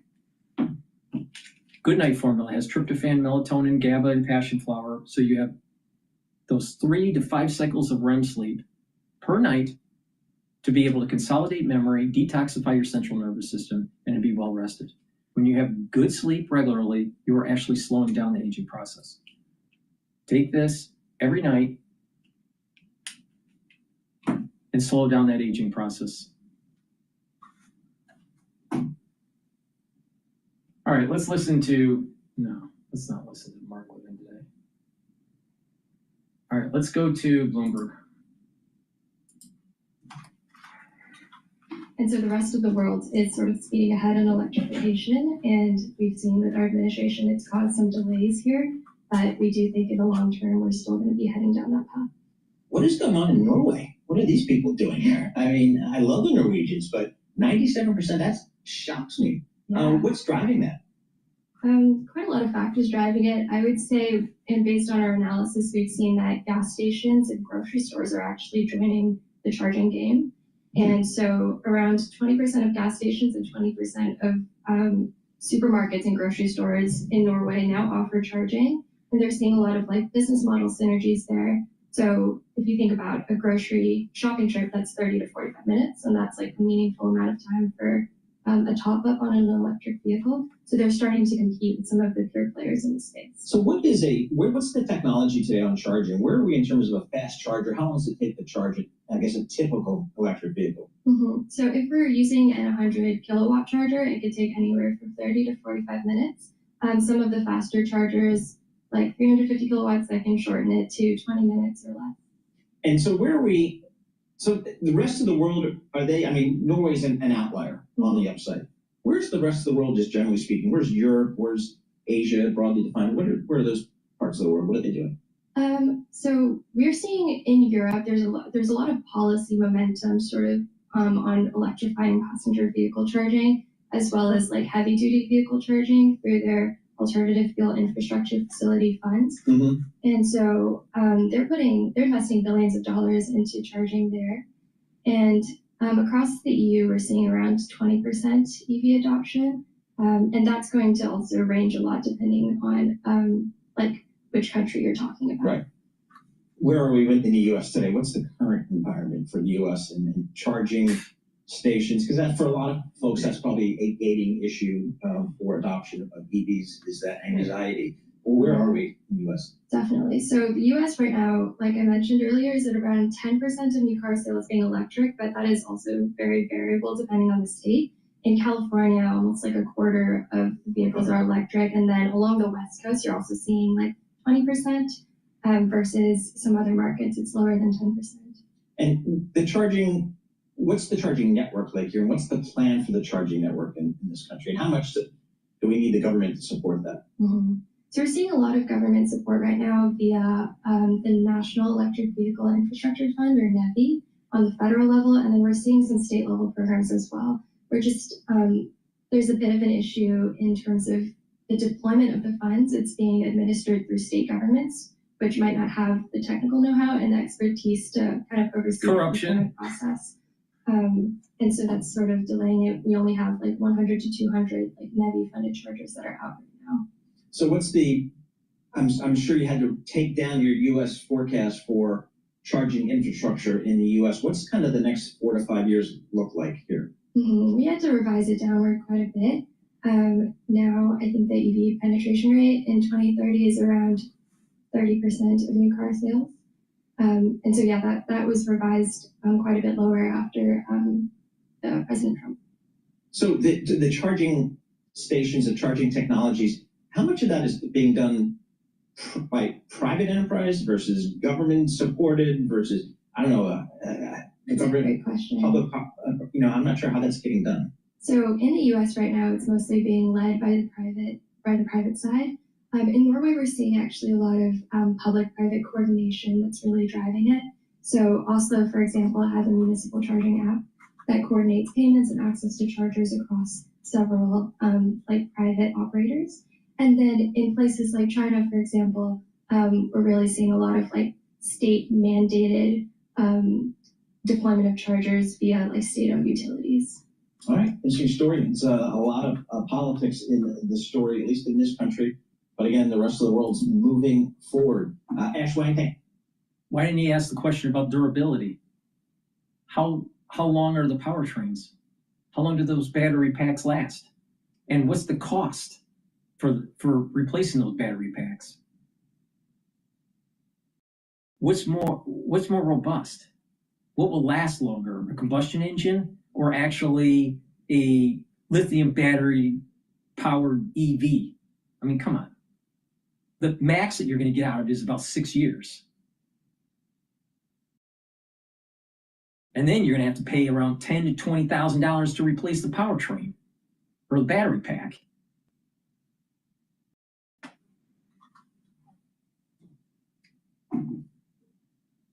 It won't last. What it is it's a consumable.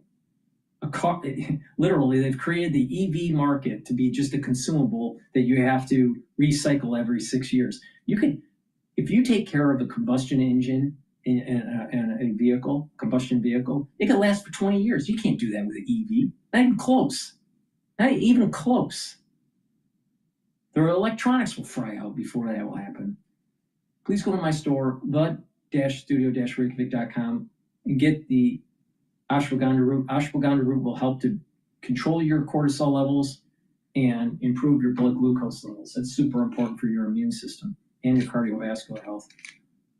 Turmeric will bring down inflammation and soak up free radicals, help boost up that immune system.